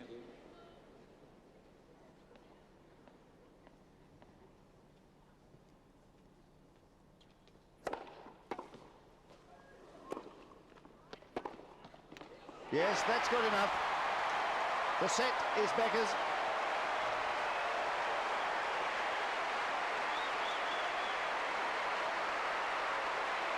And the crowd here wild with enthusiasm for the rejuvenated Becker, who takes the 3rd set on a 2-sets-to-1 lead.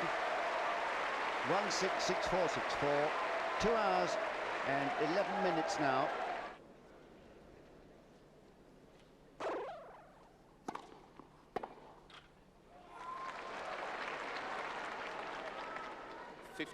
Love. Love.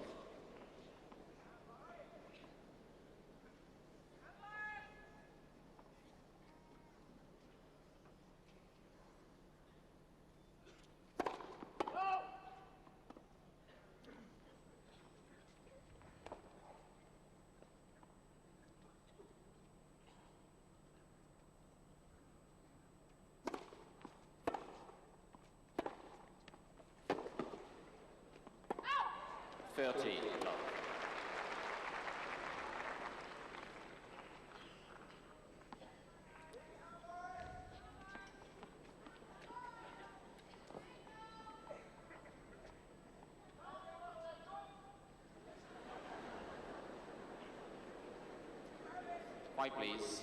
Thank you.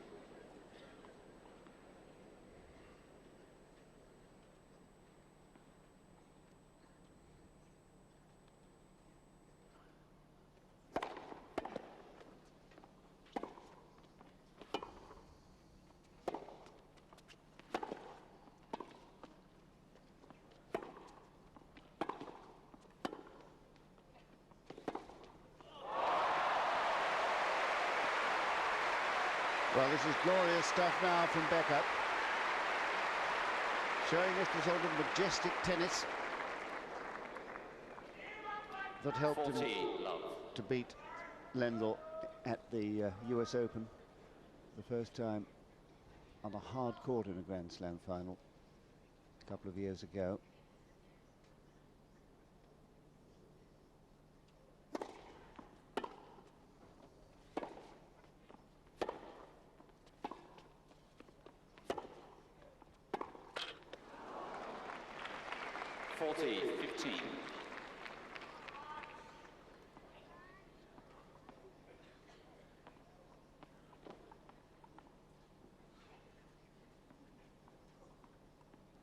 Part of the huge throng that have attended these championships.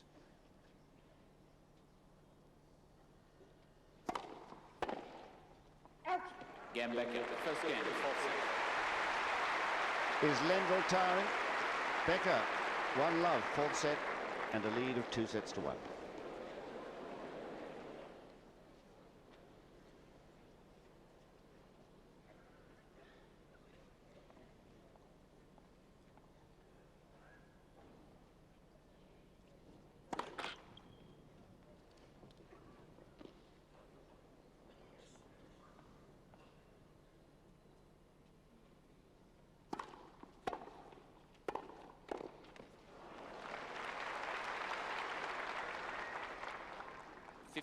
Love.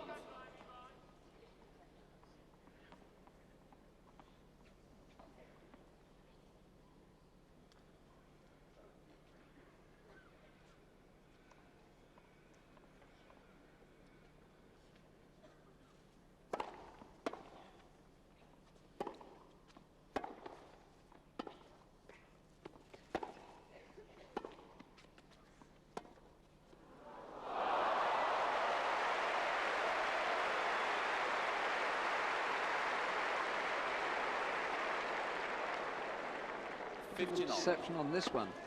Absolutely no warning that Becker was suddenly going to go from pulverising the ball 1 minute to that.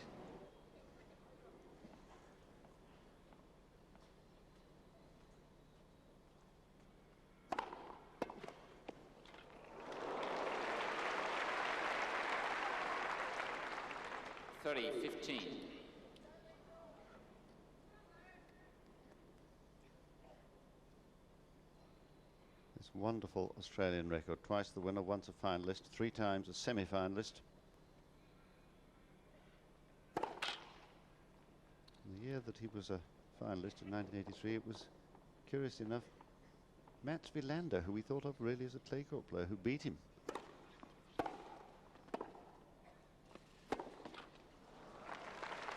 After Wilander had already beaten John 14, McEnroe. 15. Quite astonishing, that victory for the first for Wilander here.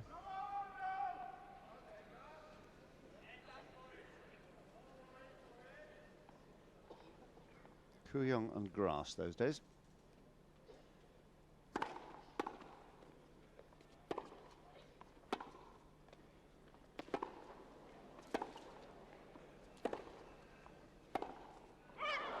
So rather careless game by Becker.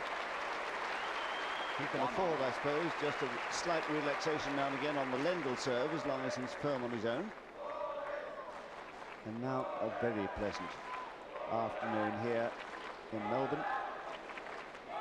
And all sunny in the Becker world, who's only ever reached the quarterfinals in Australia before.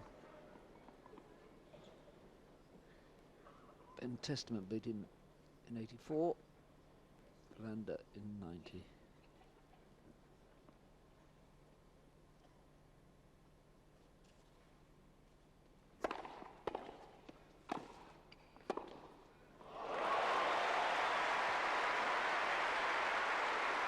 Well, Samantha given something to smile about at last. Love 15. It's been pretty dismal of late.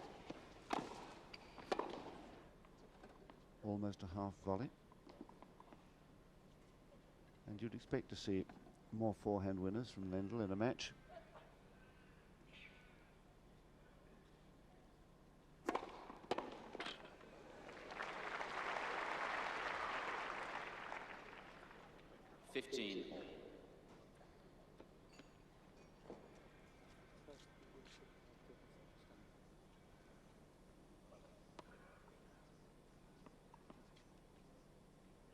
And the forced errors, well, Becker's really been pummeling Lendl in the last 2 sets.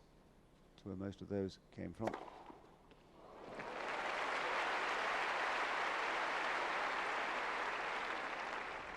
Thirty, 15.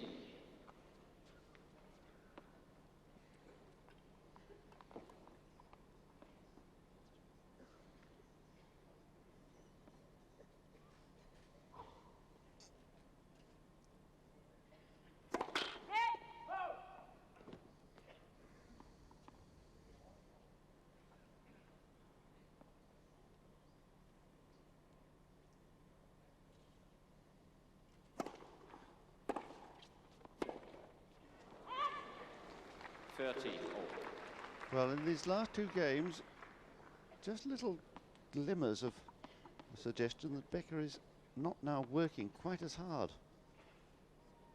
A couple of mishits, the footwork not perfect. It's dangerous if he thinks that Lendl is just going to cave in. He won't do that. That's better.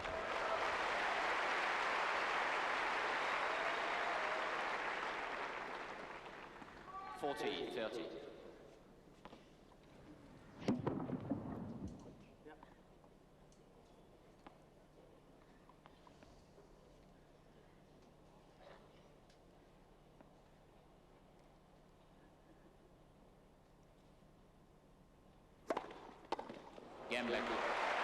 So 3 really heavy serves in that game, giving Becker a 2-1 lead in the fourth Becker set. leads 2 games to 1.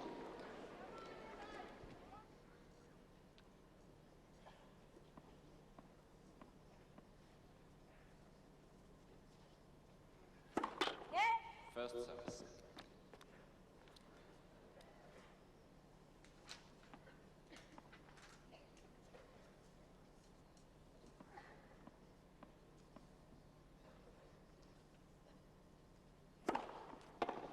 15 love.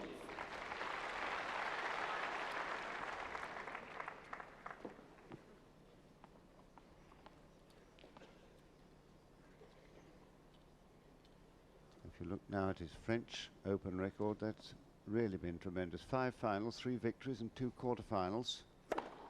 And that was where he first made the mental breakthrough, seeing himself as a great champion, which he's certainly become.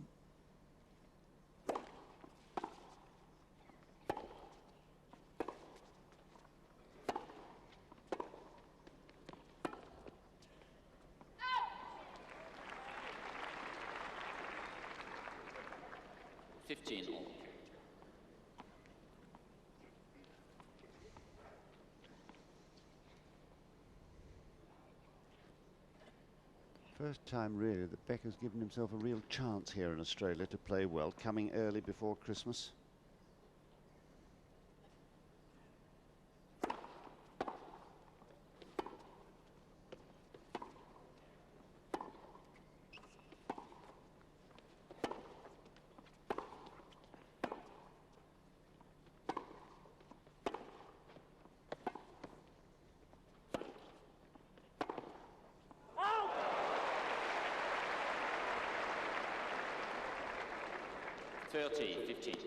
Lendl, also well prepared, came very early to train with Tony Roach, and what a pity for him that that torn muscle in the first round in Sydney deprived him of match play, as Becker's loss, unexpected loss to Magnus Larsson in the first round in Adelaide, deprived him of tournament play. But he was able to get that Rio tournament in Adelaide for match practice, the exhibition tournament there.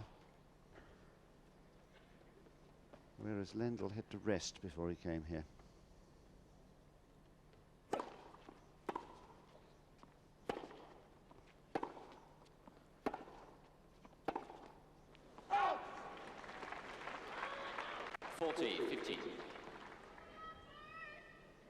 And it wasn't really until after Lendl had beaten Gustafsson here, Magnus Gustafsson, the stern look of Brett still on Becker, but it wasn't until Lendl had beaten Gustafsson that we really knew his stomach was all right, and he was then able to serve at full power like that. With ace number 9, Lendl brings relief to the face of Samantha and Tony Roach and makes it 2-all. There's no doubt at all that Lendl has come through by far the most testing half of the draw. There are all sorts of players like Ivanisevic, Courier, Chesnikov, Brad Gilbert, Krickstein, Hlazic, all in his half. Becker, particularly after Sampras pulled out injured, had, in prospect at least, quite an easy fortnight until he got down to the semis. But it didn't work out that way, partly his own fault, I think. And Camporese, the Italian, in the third round, took him to 14-12 in the 5th set, one of the matches of this year's Australian Open.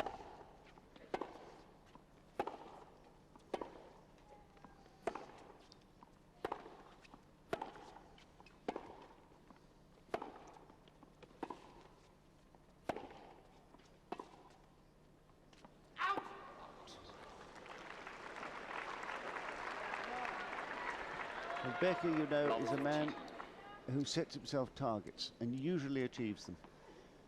He only now really wants to concentrate on the Grand Slam championships. Like Lendl, he says everything else is preparation. And above all, he wants to win here and break that hoodoo that has dogged him.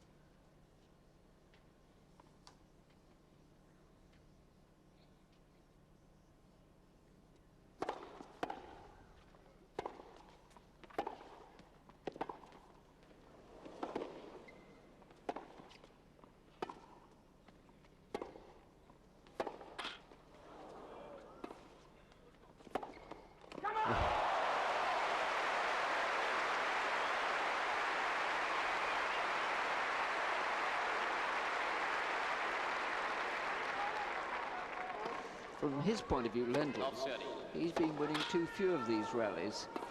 But certainly here, given that gap, he went for it and got it. And he shouted of "come on" to himself. Yes, White you can please, see how thank well you. that backhand's been going, but that shout, I think, said everything. I think Lendl is feeling that it's about now. He's got to make very big play indeed, and I think so too.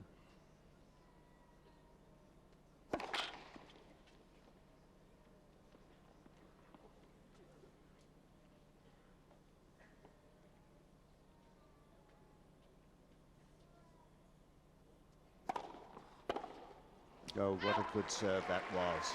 Totally unexpected to the forehand. 15-30. And Lendl didn't have time to change the grip on his racket. He stands with the backhand grip. And Becker, by contrast, in Paris, has twice been in a semi-final. The golden opportunity came against Stefan Edberg in 1989, but he lost in 5 sets. So he's never been in a final there.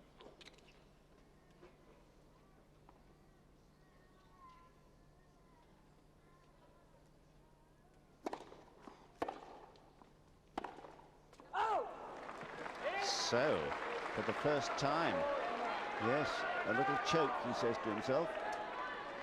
For the first time in this 15-40. set, there are break points against the server.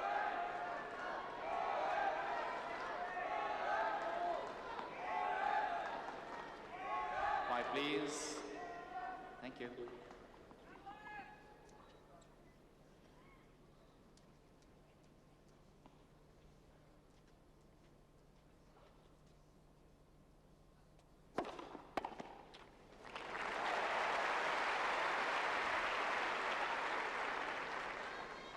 $30-40. Now, where will he serve this time? Percentage serve to the backhand. He may decide, though, to go for surprise down the middle.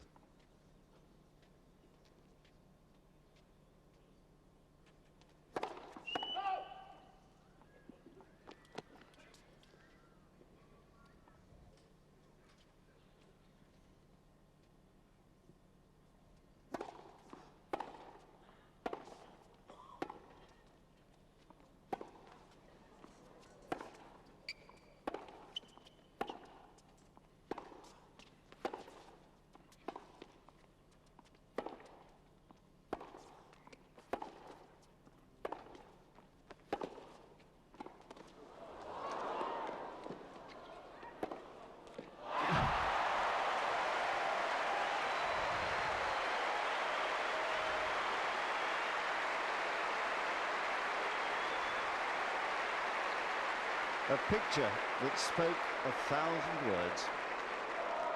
This is the sort of shot that wins a player a match. I think it was, I can't remember a better shot than the one that Becker finished off this rally with all the way through.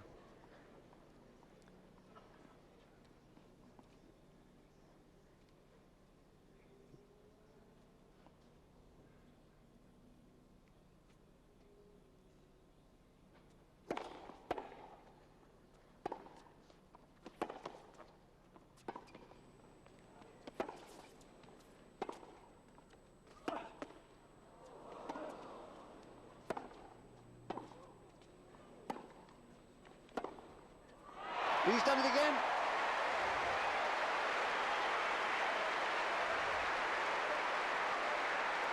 Well, this could be the match-winning charge by Becker now. 2 break points he saved. Advantage Becker. Now an ad. Even Lendl, it seemed to be there, smiled to acknowledge the sheer inspiration of Becker's pass there. White please. The ground stroking from both of them, considering they're hitting with such pace and with such weight in this game, has been quite superb. Oh, and what a finish. Becker is really motoring now. He served an 8th ace to give him a 3-2 lead in the 4th set.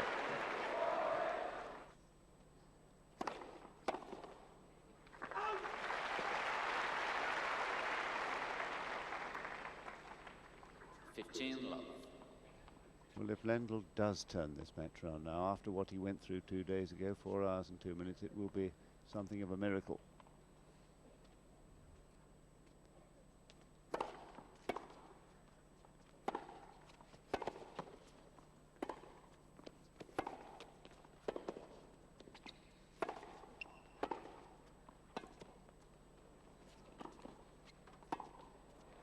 Well played. What an approach shot.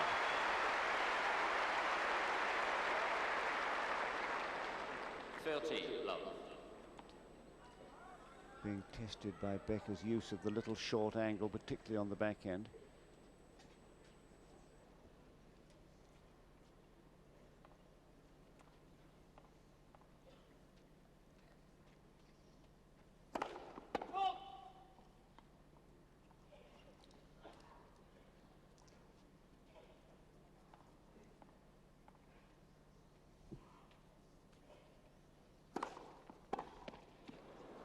Yes, he was going to chip and charge, but Lendl spotted it, put it straight at the body. 40, love.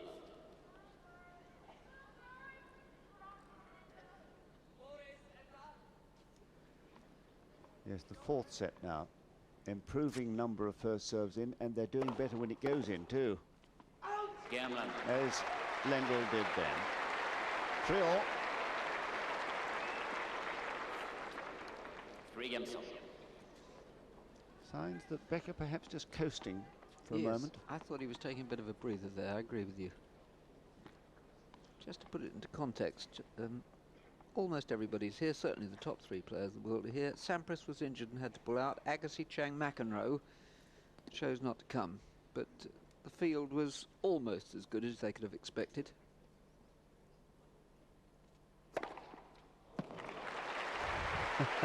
So 2 successive aces, the 8th to close 15, love. game number 5 of this set, and here number 9 to open game number 7.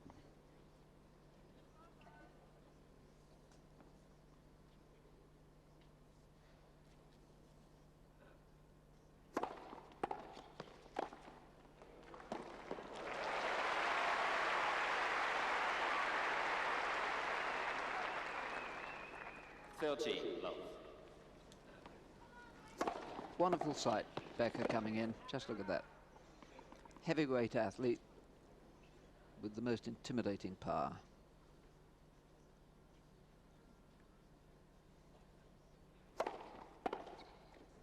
Oh!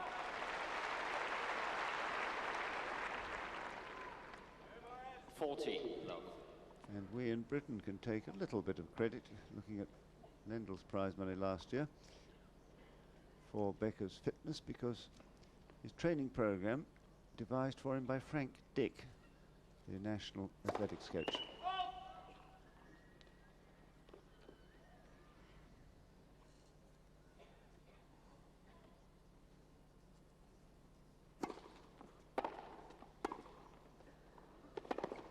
Oh.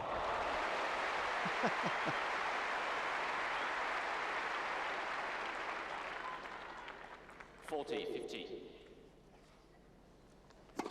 40 love, Becker was here, but Lendl never, ever gives up on any point.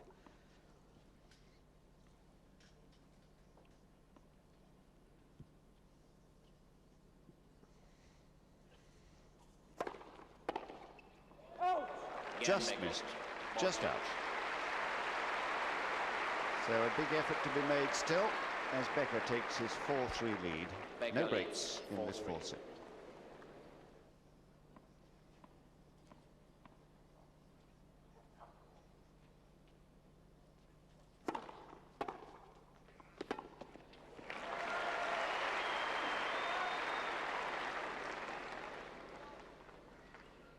Love 15.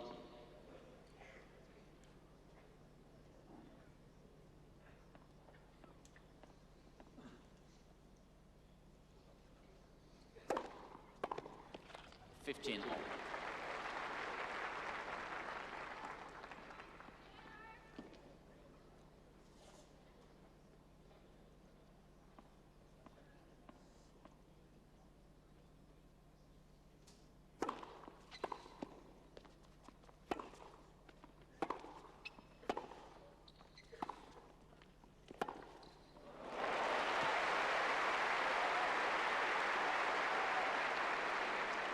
Well, I think Lendl, when he came 13, here 15. and saw the draw, knowing that if he was going to win this tournament, he'd have to produce shots like this backhand and do probably what he did magnificently in Tokyo, the Seiko tournament at the back end of last year, beat in succession Edberg and Becker, if the seedings worked out, as indeed they did. He'd never beaten the numbers 1 and 2 in the world, he said. In 30. recent times, partly because he himself has been so long the #1 player in the world and slipped now to 3, but he knew what a task this was going to be.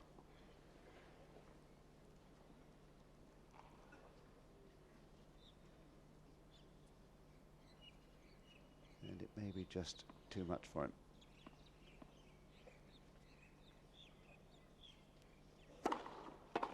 Thirty.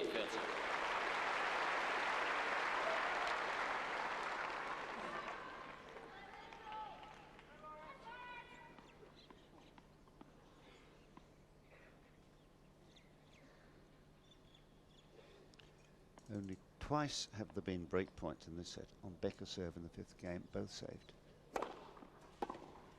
And the pattern continues.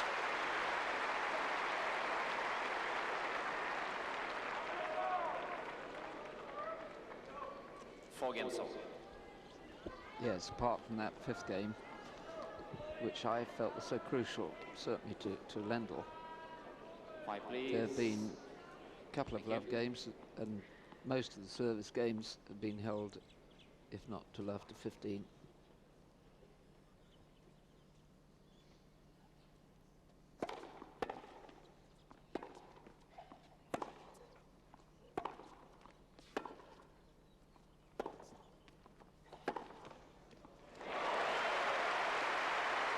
Lendl really has sweet timing on his backhand. Yes, we think of him as the big forehand player, but really... People say that he's got the biggest forehand in the game, and in terms of its sheer power, I'm sure he has. But given the whole succession of backhand passes to hit, he hasn't missed many. So I think now, probably, looking at the backhand winners there, Becker in no set has hit more.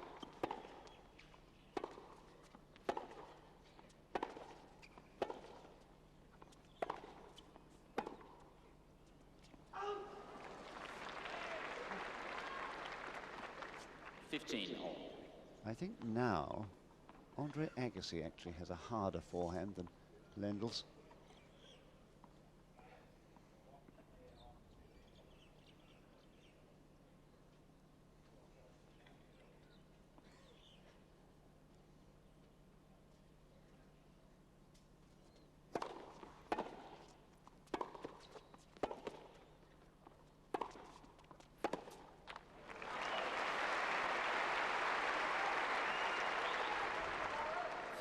Well, he's not been given much time on a lot of those fierce forehands from Becker, who's really controlled that shot better today than I've seen him for months. In fact, I think since Stockholm, that tournament where he beat Edberg in the final in November, playing quite magnificently.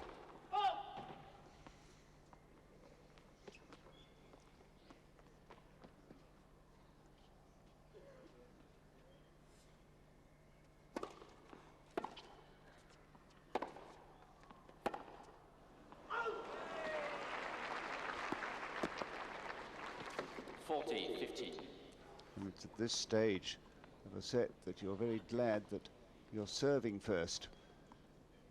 Well, I wonder if he can manage an ace for them. Leading 2-1. And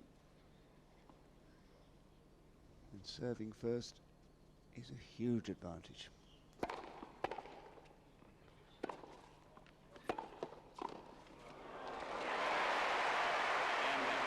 So again, a relatively comfortable service game, giving Becker the 5-4 lead.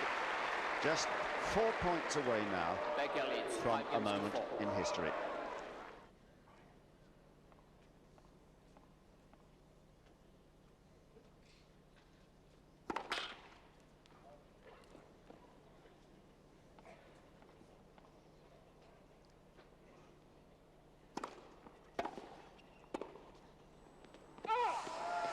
Well, at this moment, I must say, it really does look as if Ivan Lendl's quest to be to win the Australian Open for 3 years in a row doesn't look too rosy. Only 2 people have done that here before. Jack Crawford, he did it. Roy Emerson did it as well. In fact, Emerson did it 3 times in a row, 6 times in all.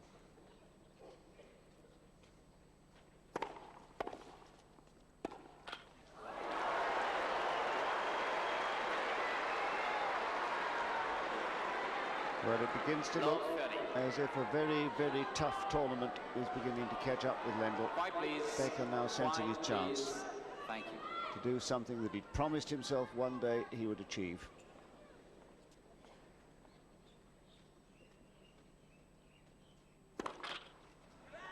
White, please.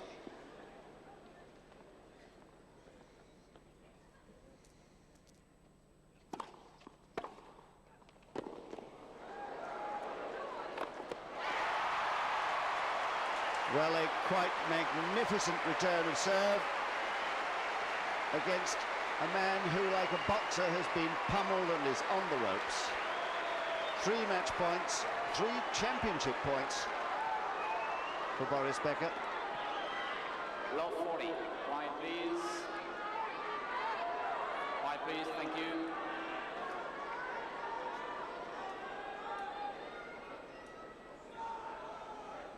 Quiet, please.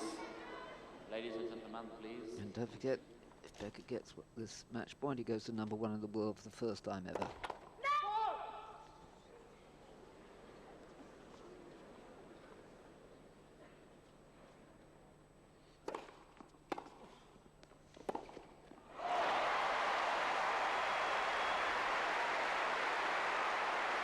And the sort of reply you would expect from the reigning champion.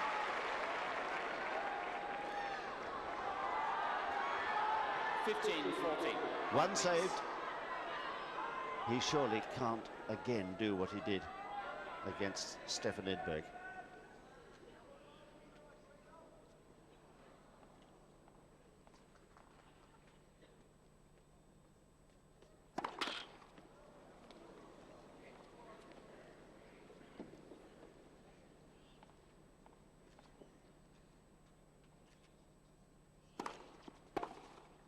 That's it.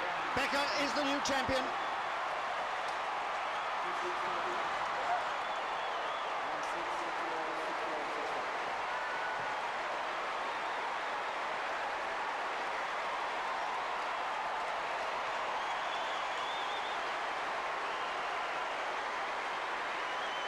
And a dance of jubilation for Boris Becker, who's going to leave this stadium to go and greet those who have helped him most. Yes, it may very well be a memorable presentation, Bruce. It was certainly a great final, and our congratulations go to Boris Becker, the #2 seed, winning the 4th Australian Open.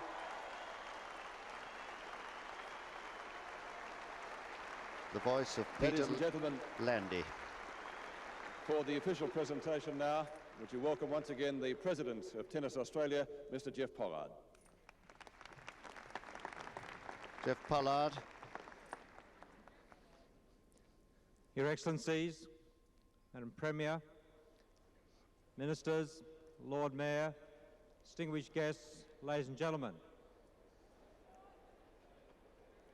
It was just 12 months ago when Ivan Lendl won his 2nd Ford Australian Open and thus regained the world #1 ranking.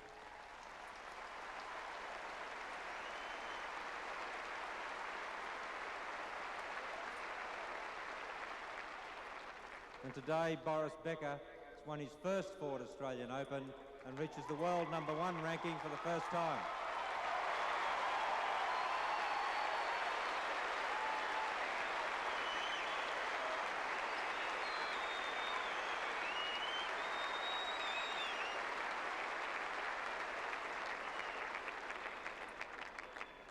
Today is very obviously Boris's day, but all of us here would like to recognise the great match that we've seen today from these 2 players, the many fine matches that they've both played throughout the last fortnight.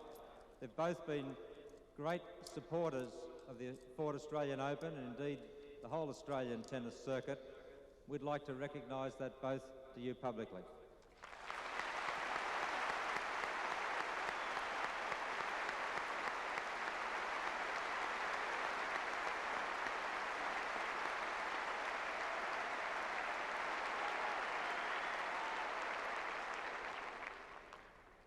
Ivan, you may be a little disappointed today, but let me assure you, you have a lot of fans here in Australia. You've shown a great...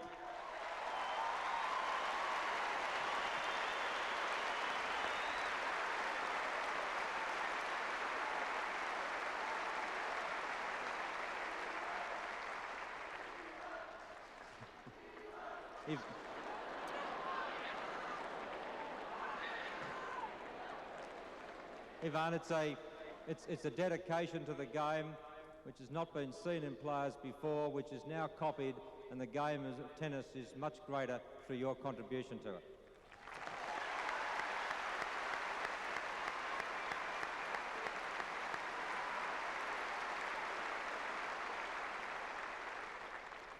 Ladies and gentlemen, it's impossible for me in the time that I've got to publicly thank the many, many people that bring us the Ford Australian Open, from the players through the officials that you see on court, the many officials that are off the court, and right through to transport and so on. It's just too many to thank. I'd like you all to acknowledge the tremendous job that they've all done in making this a great Ford Australian Open. Well, he's certainly got a wonderful team of amateur supporters here, hundreds of them, who really work very hard. And finally, I would like to express our sincere appreciation to the Ford Australia Company. Mr. Nasser, with your support, we've been able to keep the prize money for the Ford Australian Open up to the sort of level that's commensurate with the Grand Slams, and the Australian Open will go on as a great Grand Slam tournament.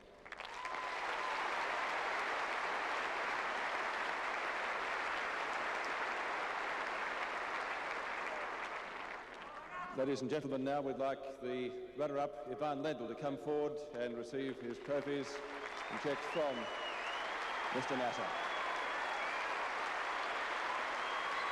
Well, one can only guess at the thoughts running through the mind of Ivan Lendl as he climbs these stairs to receive his cheque for $160,000 US. And so nice to see that he's received such a warm welcome from the Australian fans. He's worked so hard here. And there will be a little memento for him, the wombat and the silver salver. First of all, I would like to thank my wife Samantha, Tony, and all my friends for support, Andrea for fixing my stomach before the tournament. I didn't think for a while I was going to play over here, but as you could see, I did, and of course I'm disappointed I didn't win, but I guess there is always next year for me. And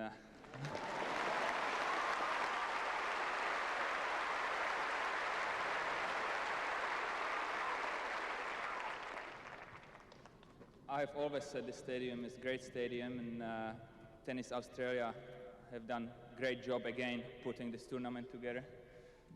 It's always a pleasure to play here, and you people, the number of you which come here and support tennis is great. Thanks very much for that. About 306,000 people attended this year's championship. I knew that Australia has great tennis fans, but a couple of years ago I have played in Stockholm, and I wasn't that impressed with the fans over there, and I would like to take this opportunity to acknowledge the group of Swedish people over here. Memories of his match against Edberg, where they made a lot of noise.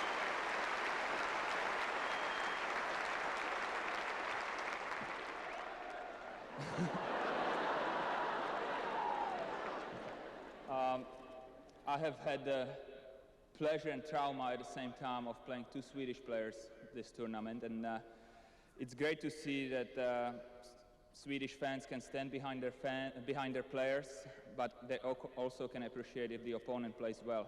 And I'm really pleased to see that Sweden has some great tennis fans too. Thank you.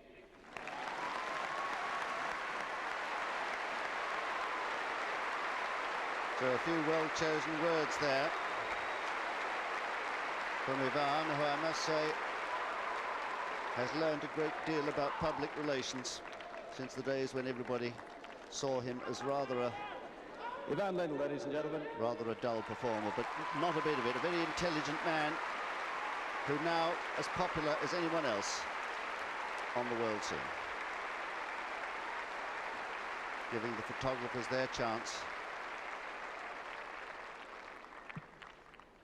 We'd now like to call up to the microphone the first German male to win the men's singles at the Ford Australian Open, the number 2 seed, Boris Becker.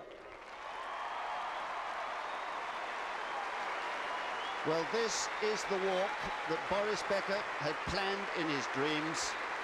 He told us before he came here that he was going to win one day an Australian championship. Perhaps he thought this would be the year, and it has been.